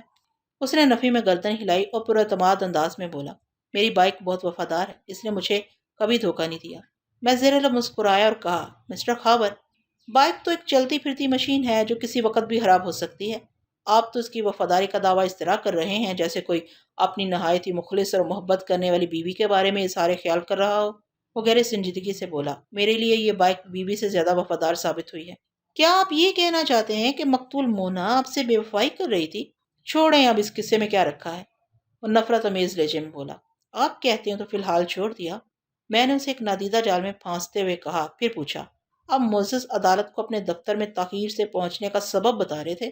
اس نے جواب دینے سے پہلے لمحے بھر کو وکیل استغاثہ کی طرف دیکھا، پھر میری جانب متوجہ ہوتے ہوئے بولا، بات دراصل یہ ہے کہ وقوع کے روز میں گھر سے سیدھا دفتر نہیں گیا تھا، اس لیے تاخیر ہو گئی۔ میں اپنے ایک دوست سے ملنے کھارا در چلا گیا تھا۔ کیا آپ کو اس دوست سے کوئی ایسا ہی ضروری کام پڑ گیا تھا جو دفتر سے پہلے ادھر کا رخ کر لیا؟ جی ہاں، کام ضروری ہی تھا، اس نے جواب دیا۔ جیسا کہ استغاثہ میں اس بات کی وضاحت موجود ہے کہ میں رات کو دیر تک اپنے اسٹوڈیو میں کام کرتا رہتا ہوں۔ وقوع سے پہلے والی رات بھی لگ بھگ صبح 4 بجے سویا تھا۔ میرے روزانہ دیر سے اٹھنے کا سبب بھی یہی ہے۔ بہرحال وہ ایک لمحے کو متوقف ہوا، پھر سلسلہ کلام کو جاری رکھتے ہوئے بولا، مذکورہ رات کام کے دوران میں میری سپرے گن میں کوئی خرابی پیدا ہو گئی تھی۔ مجھے آئندہ روز یعنی 10 فروری کو دفتر میں ایک آرٹ ورک کو فائنل ٹچ دینا تھا، اور اس کے لیے سپرے گن بہت اہم تھی۔ جب 1000 کوشش کے باوجود بھی میں گن کی خرابی پکڑ نہیں سکا تو یہی فیصلہ کیا کہ صبح جاتے ہوئے ہاشم سے گن پکڑ لوں گا۔ ہاشم بھی میری طرح ایک آرٹسٹ ہے اور کھارا در میں واقع ایک ایڈورٹائزنگ کمپنی میں کام کرتا ہے۔ چند روز پہلے وہ ایک گن مجھ سے مانگ کر لے گیا تھا۔ وہ میرے گھریلو استعمال کی گن تھی، اور میں نے جس گن کی خرابی کا ذکر کیا ہے وہ میں دفتر سے لایا تھا۔ میں ہاشم سے اپنی سپرے گن لینے کھارا در چلا گیا اور اس نے تھوڑی دیر کے لیے مجھے اپنے پاس بٹھا لیا، اس لیے میں اس روز تاخیر سے دفتر پہنچا تھا۔ وہ خاموش ہوا تو میں نے سوال کیا، کیا آپ اپنی ایڈورٹائزنگ کمپنی میں اکیلے ہی آرٹسٹ ہیں یا آپ کے علاوہ کوئی اور بھی اس شعبے میں کام کرتا ہے؟ ہماری کمپنی میں 2 آرٹسٹ کام کرتے ہیں، اس نے جواب دیا، میں اور عبدالشکور۔ اس کا مطلب ہے اگر آپ وقوع کے روز اپنے آرٹسٹ دوست ہاشم سے سپرے گن لینے نہ جاتے تو بھی آپ کا کام چل سکتا تھا۔ آپ کے آرٹ ڈپارٹمنٹ میں کوئی اور سپرے گن بھی تو موجود ہوگی؟ ہمارے پاس 2-3 گنز پڑی ہوئی ہیں، اس نے جواب دیا۔ اس کے باوجود بھی آپ اپنے وقت کا حرج کر کے کھارا در چلے گئے، اس میں کیا قباحت ہے؟ اگر میں اپنی سپرے گن لینے ہاشم کے پاس چلا گیا تو پریشانی کی کیا بات ہے؟ وہ جھنجھلاہٹ امیز انداز میں بولا، اپنی گن پر میرا ہاتھ سیٹ ہے، میں اس سے زیادہ بہتر کام کر سکتا ہوں، کوئی قباحت نہیں۔ میں نے بے پرواہی سے کندھے اچکا دیے اور پوچھا، مسٹر خاور، آپ کس ایڈورٹائزنگ کمپنی کے لیے کام کرتے ہیں؟ کلر ٹیک ایڈورٹائزنگ کمپنی۔ میں نے تصدیق طلب انداز میں پوچھا، کلر ٹیک یعنی کہ کلر ٹیکنالوجی؟ ہماری کمپنی کے نام کا یہی مفہوم ہے۔ اور آپ کا دوست ہاشم کس ایڈورٹائزنگ کمپنی سے منسلک ہے؟ ہاشم کی کمپنی کا نام ایڈمان ایڈورٹائزرز ہے۔ میں نے پوچھا، کیا آپ کا دوست اس بات کی گواہی دے سکتا ہے کہ آپ وقوع کے روز 1:30 بجے دوپہر سے 3 بجے سپہر تک اس کے پاس ایڈمان ایڈورٹائزرز میں موجود تھے؟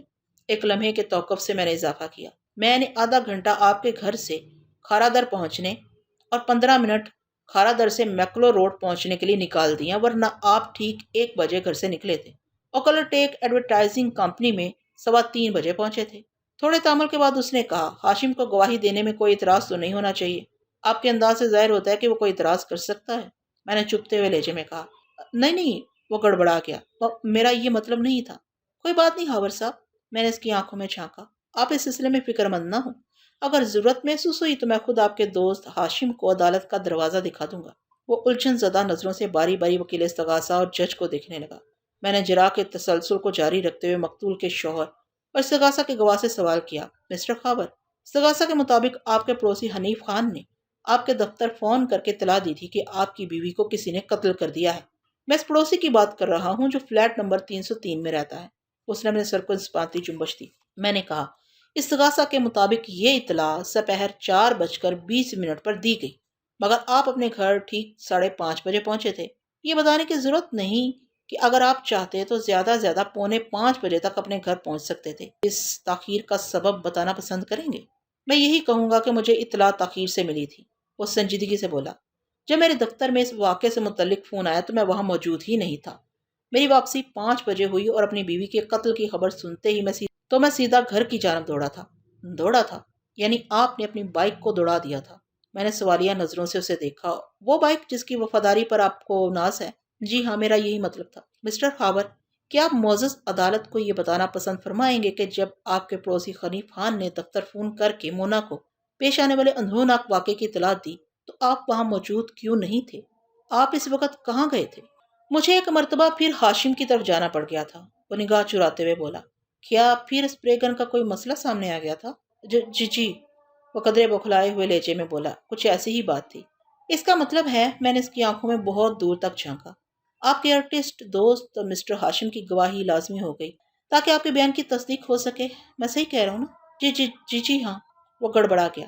میں نے اسے چکر دینے کے لیے اچانک زاویہ سوالات تبدیل کر دیا اور قدرے جرحانہ انداز میں پوچھا، مسٹر خاور، آپ وقوع کے روز دفتر سے گھر پہنچے، پھر آپ کی اطلاع پر پولیس بھی آپ کے فلیٹ پر پہنچ گئی۔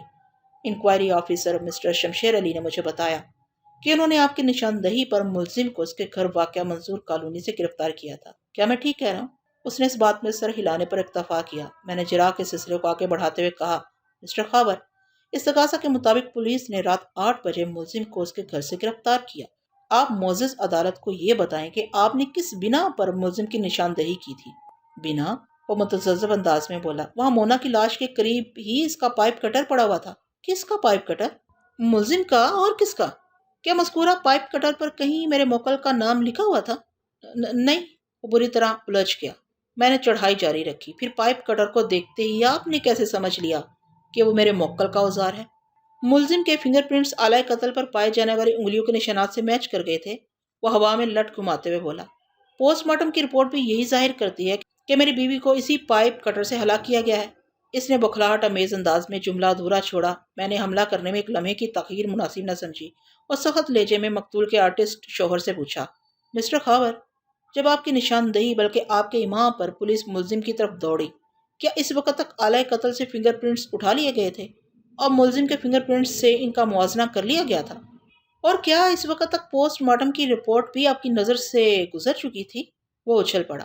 وکیل صاحب، آپ کیسی باتیں کر رہے ہیں؟ یہ سارے مراحل تو ملزم کی گرفتاری کے بعد طے ہوئے تھے۔ تھینک یو مائی ڈیئر، میں نے اپنے ہونٹوں پر زہریلی مسکراہٹ سجاتے ہوئے کہا۔ میں ایسی باتیں اس لیے کہہ رہا ہوں کہ آپ نے ان عوامل کا حوالہ دیا ہے۔ میں نے تھوڑا توقف کیا، پھر اضافہ کرتے ہوئے پوچھا، اگر اس وقت تک فنگر پرنٹس لیے گئے تھے اور نہ ہی مقتول کی پوسٹ مارٹم رپورٹ موصول ہوئی تھی تو پھر آپ نے بڑے وثوق سے پولیس کو کیوں بتایا کہ آلہ قتل ملزم کی ملکیت ہے اور یہ کہ اسے مونا کے قتل کے الزام میں فوراً گرفتار کر لیا جائے؟ ہاور سہمی ہوئی نظر سے مجھے دیکھنے لگا۔ اس کی نگاہ میں ایک عجیب سی بے بسی پائی جاتی تھی۔ اس موقع پر وکیل استغاثہ اپنی موجودگی کا یقین دلانے کے لیے آگے بڑھا اور باواز بلند جج سے مخاطب ہوتے ہوئے بولا، آبجیکشن یور آنر، میرے فاضل دوست ہیر پیر سے استغاثہ کے معزز گواہ کو ہراساں کرنے کی کوشش کر رہے ہیں۔ حالانکہ سیدھی سی بات ہے کہ گواہ نے وہ پائپ کٹر ملزم کے پاس دیکھا تھا جو وہ ان کے فلیٹ پر پانی کی ٹینکی نصب کرنے آیا تھا۔ وقوع کے روز جب گواہ نے بیڈ پر مقتول کے قریب وہ پائپ کٹر پڑا دیکھا تو اس کے ذہن میں ملزم کا خیال آ گیا۔ اس نے جب پولیس والوں سے اس کا ذکر کیا تو وہ ملزم کی گرفتاری کے لیے نرسری مارکیٹ کی طرف چلے گئے۔ وہاں سے پتہ چلا کہ ملزم چھٹی کر کے گھر جا چکا ہے، لہٰذا پولیس کو منظور کالونی جانا پڑ گیا۔ میں نے وکیل استغاثہ کی وضاحت پر کوئی شدید رد عمل ظاہر نہ کیا اور گواہ کی جانب متوجہ ہوتے ہوئے بڑی سنجیدگی سے استفسار کیا، مسٹر خاور، کیا آپ اپنے وکیل سے اتفاق کرتے ہیں؟ جی وکیل صاحب نے بالکل ٹھیک کہا ہے۔ یعنی پائپ کٹر کو دیکھتے ہی آپ کے ذہن میں ملزم کا تصور ابھر آیا تھا؟ اس نے اس بات میں گردن ہلائی۔ میں نے پوچھا، آپ یہ کہنا چاہتے ہیں کہ ویسا پائپ کٹر پورے شہر میں صرف ملزم کے پاس تھا؟ میں نے تیکھے انداز میں کہا، جو اس کی شناخت بن کر رہ گیا تھا۔ میں نے تو ایسی کوئی بات نہیں کی۔ وہ الجھن زدہ نظر سے مجھے دیکھنے لگا۔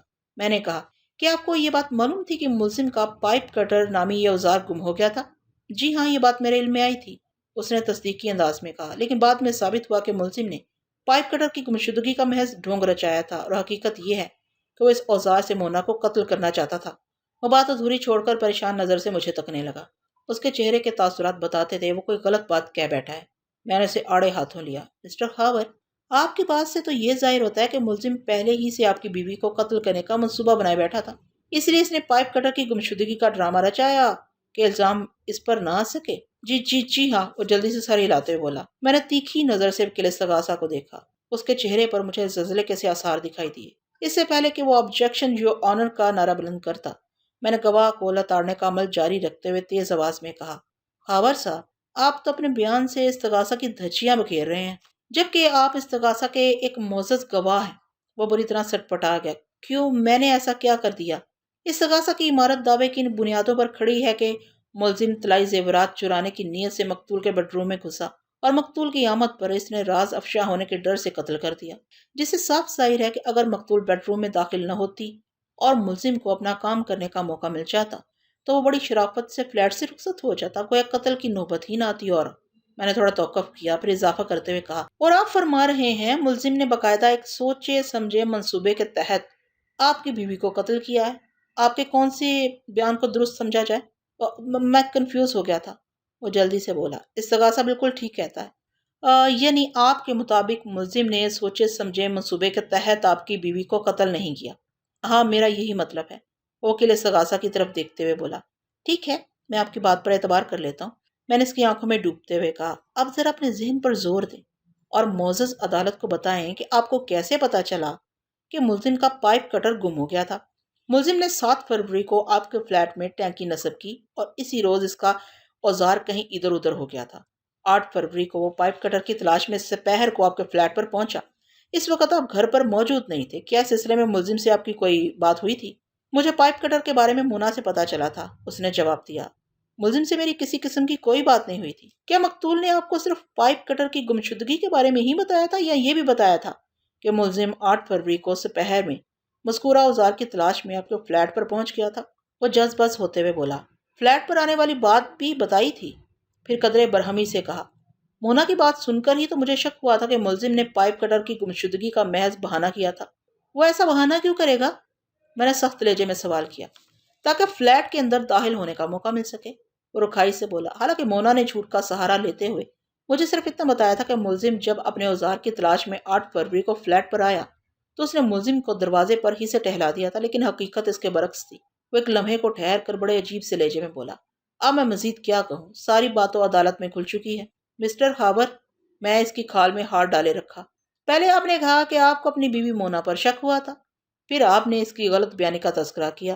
قبل ازیں بھی جب عدالتی کارروائی کے دوران میں آپ کی بیوی اور ملزم کے باہمی تعلقات پر بحث ہوئی تو آپ دم سادے بیٹھے رہے۔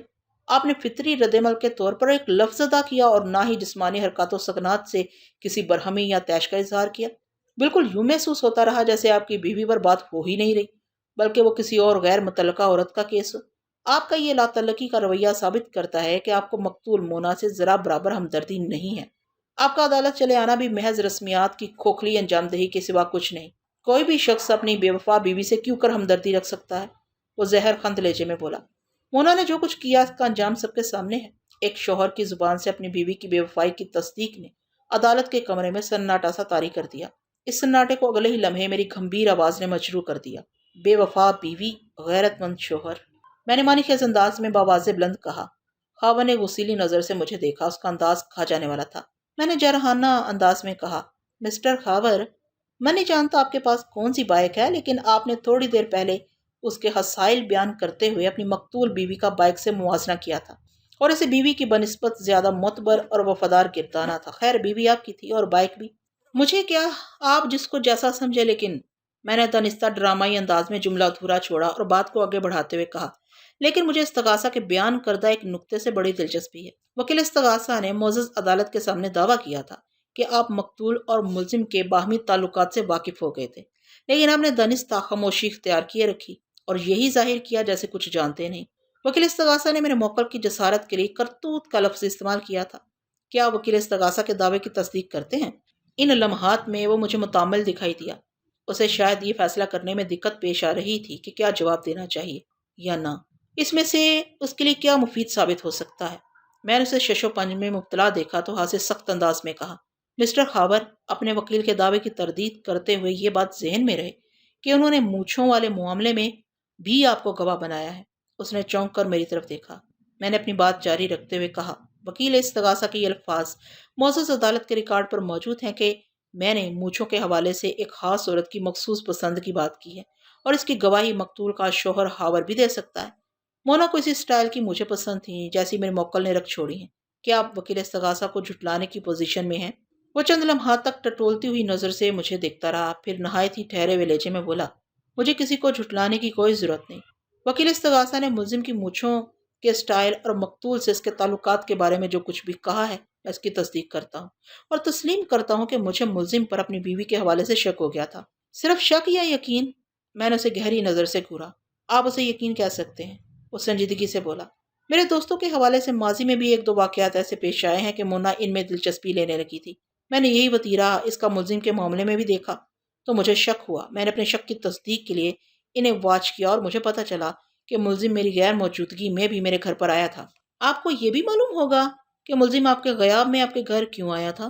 کام کا بہانہ؟ وہ سرسری انداز میں بولا، ورنہ اس کا مقصد اب کوئی ڈھکی چھپی بات نہیں رہی۔ وہ بڑی کمینیکی سے اپنی مرحوم بیوی کے کردار کو میلا کرنے کی کوشش کر رہا تھا۔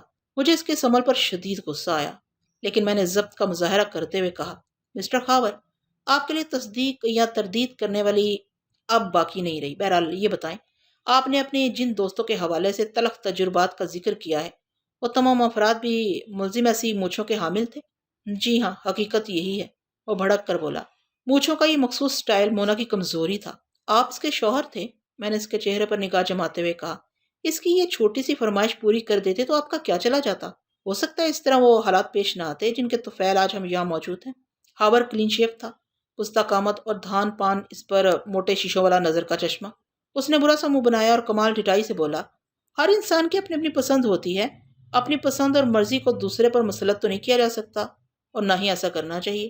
مزہ فرمایا آپ نے پرخیال انداز میں کہا، اور پھر پوچھا، پھر جب آپ کو ملزم اور مقتول کے حوالے سے کوئی شک آپ کے مطابق یقین ہو گیا تو آپ نے خاموشی کیوں اختیار کر لی؟ آپ نے اپنی بیوی سے اس سلسلے میں باز پرس نہیں کی؟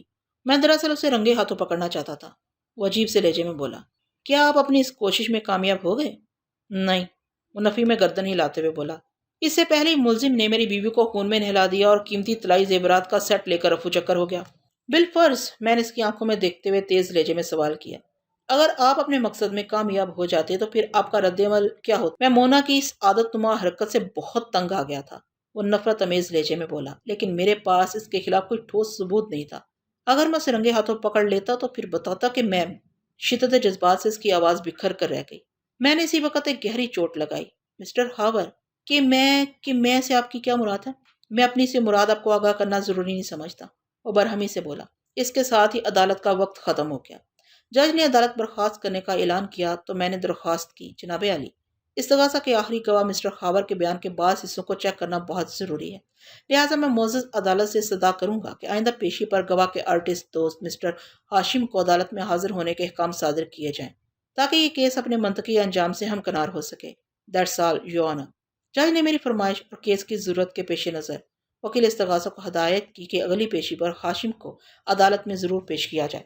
وکیل استغاثہ نے بڑی فرما برداری سے اس بات میں سر ہلا دیا۔ آئندہ پیشی پر مقتول کا شوہر ہاور غیر حاضر تھا۔ وکیل استغاثہ نے اس کی بیماری کا سرٹیفکیٹ دے دیا جس کے مطابق اس کے پیٹ کے ساتھ پھر کوئی گڑبڑ ہو گئی تھی، البتہ ہاشم کو استغاثہ کورٹ تک لانے میں کامیاب رہا۔ وکیل استغاثہ نے اس پر کوئی ہاتھ جرا نہ کی، مگر میں نے اپنے کڑے اور نکیلے سوالات کے ذریعے اسے سچ بولنے پر مجبور کر دیا اور اس نے معزز عدالت کے روبرو بڑے واضح الفاظ میں بتایا کہ وقوعہ کے روز خاور صرف ایک مرتبہ اس سے ملنے کھرا در گیا تھا، اور وہ بھی سپہر کے وقت۔ خاور نے اس سے اپنی سپرے گن لی اور واپس چلا گیا۔ وہ مشکل 10 منٹ وہاں رکا ہوگا۔ ہاشم کے 2 ٹوک بیان نے خاور کے جھوٹ کی کلائی کھول دی۔ ہاشم ایک معقول شخص تھا، پہلی مرتبہ وہ کسی سلسلے میں گواہی دینے کورٹ تک پہنچا تھا، لہذا پیشہ ور گواہوں والے داؤ پیچ سے اس کا نابلد ہونا لازمی تھا۔ وہ کسی قسم کی غلط بیانی کر کے خود کو مصیبت میں گرفتار کرنے کے حق میں نہیں تھا، لہٰذا اس سے سچ اگلوانے میں مجھے کوئی دشواری پیش نہ آئی۔ اب مسئلہ یہ تھا کہ اس کے بیان پر کوئی فوری کارروائی ممکن نہیں تھی۔ میں نے استغاثہ کے گواہ کا جو جھوٹ کھولا تھا، اس پر عمل درآمد کے لیے ہاور کا عدالت میں حاضر ہونا ضروری تھا۔ جج تھوڑی دیر کے لیے اٹھ کر اپنے چیمبر میں چلا گیا۔ جب وہ واپس آیا تو اس نے ہمیں حکم دیا کہ ہم دلائل کا سلسلہ شروع کریں۔ وکیل استغاثہ نے میرے موکل کو قاتل اور چور ثابت کرنے کے لیے زور مارا اور اس کی مونچھوں سے لے کر آلہ قتل تک گھسی پیٹی باتوں کو نئے سرے سے دہرا ڈالا۔ آخر میں عدالت سے استدعا کی کہ وہ ملزم کو واقعی سزا دے کر انصاف کے تقاضے پورے کرے۔ اپنی باری پر میں اٹھ کر کھڑا ہوا اور دلائل کا آغاز کرتے ہوئے نہایت ہی ٹھہرے ہوئے لہجے میں کہنا شروع کیا۔ جناب عالی، میرا موکل ایک بے گناہ شخص ہے۔ قتل کے اس کیس میں کسی گہری سازش کے تحت اسے گھسیٹا جا رہا ہے۔ اب تک کی عدالتی کارروائی کے دوران میں کئی اہم نکات سامنے لا چکا ہوں جو میرے موکل کے بے قصور ثابت کرنے کے لیے بہت کافی ہیں۔ میں ایک مرتبہ پھر معزز عدالت کے سامنے انہیں دہرانا چاہوں گا۔ میں نے تھوڑا توقف کر کے حاضرین عدالت پر ایک اچٹتی سی نگاہ ڈالی، پھر دوبارہ جج کی طرف متوجہ ہو گیا۔ یو آنر، میرا موکل سچا اور کھرا انسان ہے۔ اس نے اپنی جذباتی لرزشوں کو جھوٹ کے پردے سے ڈھانپنے کی کوشش نہیں کی۔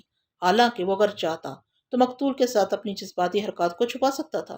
اس کے انکار کی تردید صرف ایک ہستی کر سکتی تھی، یعنی مقتول مونا، اور وہ ملزم کو جھٹلانے کے لیے زندہ نہیں رہی تھی۔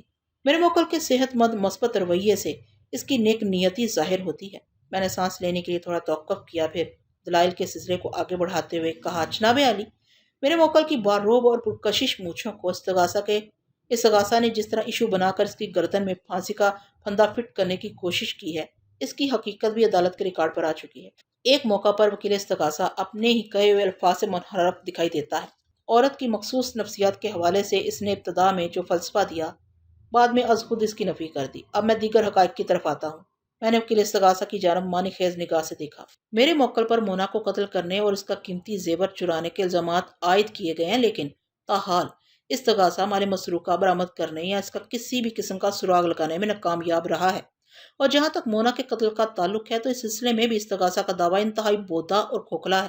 میں اس کھوکھلے پن کی درجہ بدرجہ وضاحت کرتا ہوں۔ محض آلہ قتل کے ہینڈل پر ملزم کے فنگر پرنٹس ملنے کی وجہ سے اسے قاتل ٹھہرا لیا گیا۔ یہ جانچنے کی کوشش نہیں کی گئی کہ آیا اس طراز کے ہینڈل پر بھی ملزم کی انگلیوں کے نشانات موجود ہیں یا نہیں، جہاں سے استغاثہ کے دعوے کے مطابق ملزم نے قیمتی ڈراؤ سیٹ چرایا تھا۔ پھر چائے کے استعمال شدہ برتنوں کا قصہ بھی غور فکر کی دعوت دیتا ہے۔ استغاثہ کے دعوے کی روشنی میں تو یہ نظر آتا ہے کہ وہاں چائے پینے کی نوبت ہی نہیں آئی اور کچن کے سنک پر موجود چائے کے جھوٹے برتن ہاور کے ناشتے والے تھے۔ اگر ایسا تھا بھی تو پھر بھی پولیس کا یہ فرض بنتا ہے ان برتنوں پر سے ملزم کی انگلیوں کے نشانات تلاش کرتی۔ اگر ایسا نہیں کیا گیا تو یہ سراسر کوتاہی بلکہ پولیس کی بدنیتی میں شمار ہوگا۔ سامنے کی شہادت کو نظر انداز کرنا کسی جرم سے کم نہیں۔ میں نے ذرا ٹھہر کر باری باری وکیل استغاثہ اور انکوائری آفیسر کو دیکھا، پھر جج کی جانب متوجہ ہوتے ہوئے تاثراتی انداز میں کہا، جناب عالی، ان حقائق کے علاوہ مقتول کے شوہر خاور کا رویہ شروع سے آخر تک غیر فطری نظر آتا ہے۔ کوئی بھی غیرت مند شوہر اپنی بیوی کے معاملے میں ایسا انداز نہیں اپناتا۔ مرد خصوصاً ایک شوہر کے مزاج اور فطرت کے مطابق اسے مختلف مواقع پر جو رد عمل ظاہر کرنا چاہیے تھا وہ کہیں دکھائی نہیں دیتا، بلکہ میں نے دانستہ جملہ دھورا چھوڑ کر حاضرین عدالت کی طرف دیکھا، پھر دلائل کے تسلسل کو آگے بڑھاتے ہوئے کہا، بلکہ استغاثہ کے گواہ اور مقتول کے شوہر خاور نے حتی الوسع یہ کوشش کی ہے کہ وہ اپنی مرحوم بیوی مونا کے کردار کو آلودہ کر کے عوام کے سامنے پیش کر سکے۔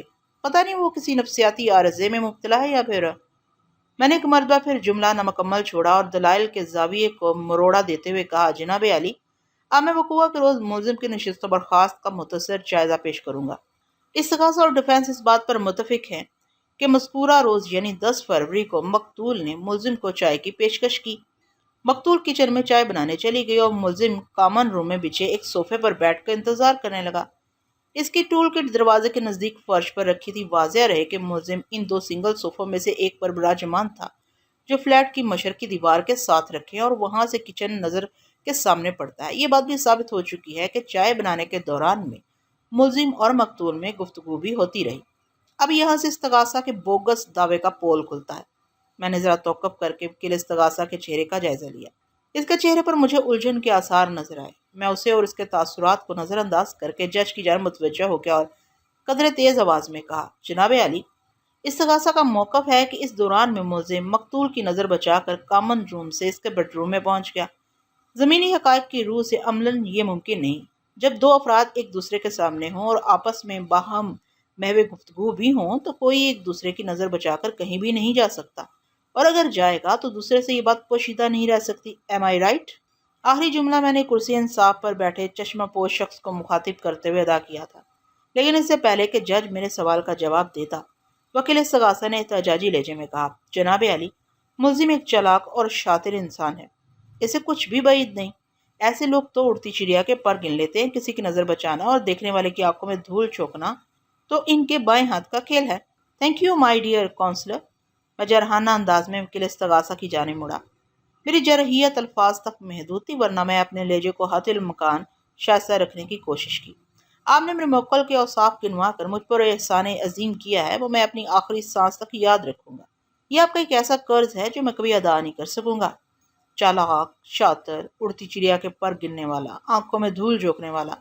اب یقین جانے میں اپنے موکل کی ان خصوصیات سے واقف نہیں تھا۔ میں ذرا متوقف ہوا، پھر اضافہ کرتے ہوئے کہا، میرے فاضل دوست، جہاں آپ نے اتنی مہربانی کی ہے وہاں تھوڑی سی عنایت اور بھی کر دیں۔ وکیل استغاثہ کی حالت دیدنی تھی، اس کی سمجھ میں نہیں آ رہا تھا کہ میں کیا کہہ رہا ہوں اور مزید کیا کہنے جا رہا ہوں۔ وہ الجھن زدہ سوالیہ نظر سے بلا تعامل مجھے دیکھتا چلا گیا۔ میں نے پچکارتے ہوئے انداز میں کہا، میرے فاضل دوست، آپ اتنا زیادہ پریشان کیوں ہو رہے ہیں؟ میں تو بس آپ سے ایک دو آسان سوال پوچھوں گا، اتنے آسان جیسے کسی بچے کو لائق فائق ثابت کرنے کے لیے اس کے والدین بڑی شفقت سے پوچھتے ہیں، بیٹا بتاؤ 9 بجے والا خبر نامہ آج کتنے بجے آئے گا؟ یہاں 7 دنوں کے ایک ہفتے میں بھلا کتنے دن ہوتے ہیں؟ ذرا سوچ کر بتاؤ۔ اور وہ ہونہار بچہ کھٹاکھٹ ان سوالات کے جوابات دے کر 100% نمبر حاصل کر لیتا ہے۔ وکیل استغاثہ پڑھنے والی اس ندیدہ چوٹ پر کھا جانے والی نظر سے مجھے دیکھا۔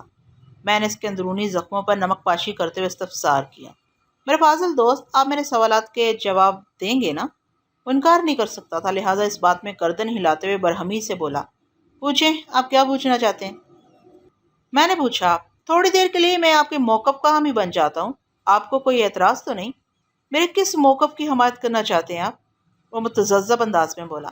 میں نے وضاحت کرتے ہوئے کہا، استغاثہ کا موقف 2 حصوں پر مشتمل ہے۔ نمبر 1، ملزم طلائی زیورات کی چوری کی نیت سے مقتول کی آنکھوں میں دھول جھونک کر کامن روم سے بیڈ روم میں پہنچ گیا۔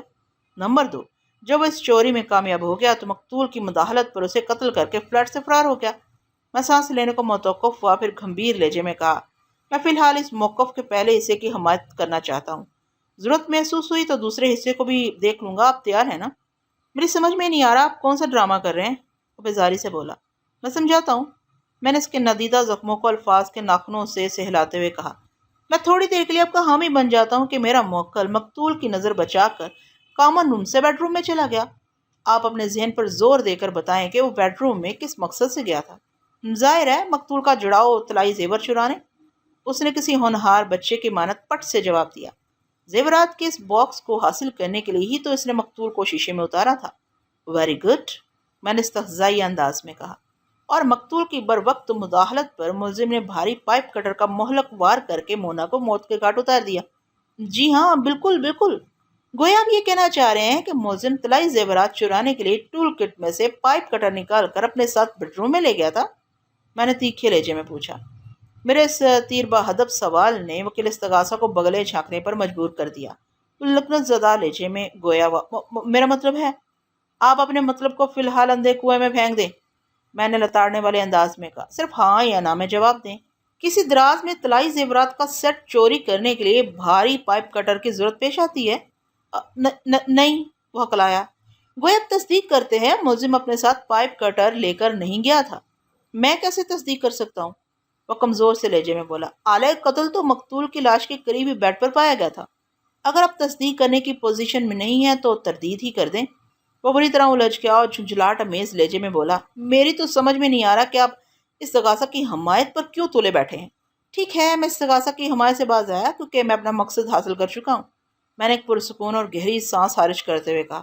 اب آپ اس کیس کی نسبت ایک دوسرے کے کھلے دشمن ہیں لہٰذا میرے سوالات کا بہت سوچ سمجھ کر جواب دیجیے گا میرے فاضل دوست۔ اس نے معاندانہ نظر سے مجھے گھورا۔ میں نے پوچھا، کیا یہ درست ہے کہ پوسٹ مارٹم کی رپورٹ کے مطابق مقتول کے سر کے عقبی حصے میں پائپ کٹر کا خطرناک وار کر کے اسے موت کے منہ میں دھکیلا گیا؟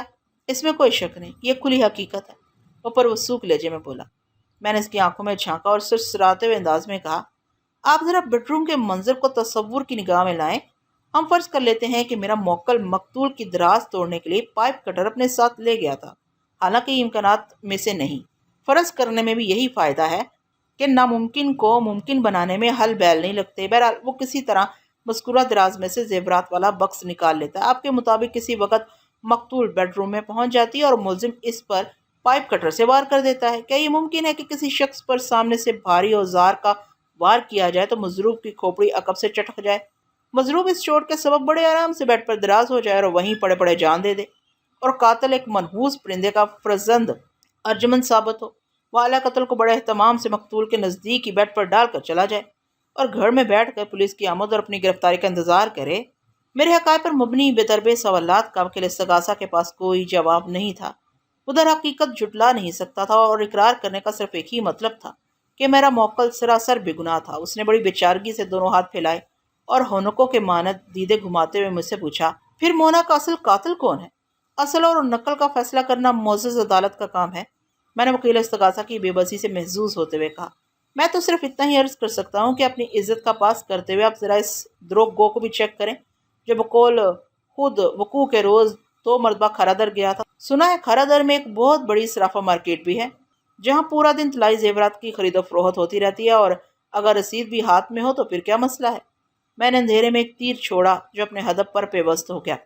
آئندہ پیشی پر جج نے واقعات و حالات و ثبوت و شواہد کی روشنی میں میرے موکل کی بریت کا فیصلہ سنا دیا۔ یہ بتانے کی ضرورت نہیں کہ میری نشاندہی پر پولیس نے مقتول کے شوہر خاور کو شامل تفتیش کر کے اس کی زبان کا قفل پلک چپکتے میں کھلوا لیا۔ وہ پولیس کے طریقہ کار کے سامنے 10 منٹ بھی نہیں ٹھہر سکتا تھا۔ اپنی ننھی منی جان کو عذاب سے بچانے کے لیے اس نے اقرار جرم کر لیا۔ اپنے منصوبے کو عملی جامہ پہنانے کے لیے اس نے 7 فروری کو ہاتھوں پر سرجیکل گلوز پہن کر ملزم کی ٹول کٹ سے پائپ کٹر چوری کر لیا۔ پھر 10 فروری کو انہی گلوز کی موجودگی میں اس نے اپنی بیوی کو بآسانی موت کے گھاٹ اتار دیا۔ وہ اس روز حسب معمول 1 بجے دوپہر گھر سے نکلا تھا، لیکن دفتر جانے کی بجائے وہ موقع کی تاک میں لگ گیا۔ اسے ملزم کی آمد کی پکی امید تھی، کیونکہ اس نے گھر سے رخصت ہوتے وقت خاص طور پر مونا سے کہا تھا کہ وہ پلمبر کو بلا کر گیزر کا تھرموسٹیٹ تبدیل کروا لے۔ اس کم ظرف اور بغیرت شخص نے اپنی حسین و جمیل بیوی کو کیوں قتل کیا، یہ ایک طویل اور رونگٹے کھڑے کر دینے والی داستان ہے۔ کبھی فرصت ملی تو سنائیں گے ضرور۔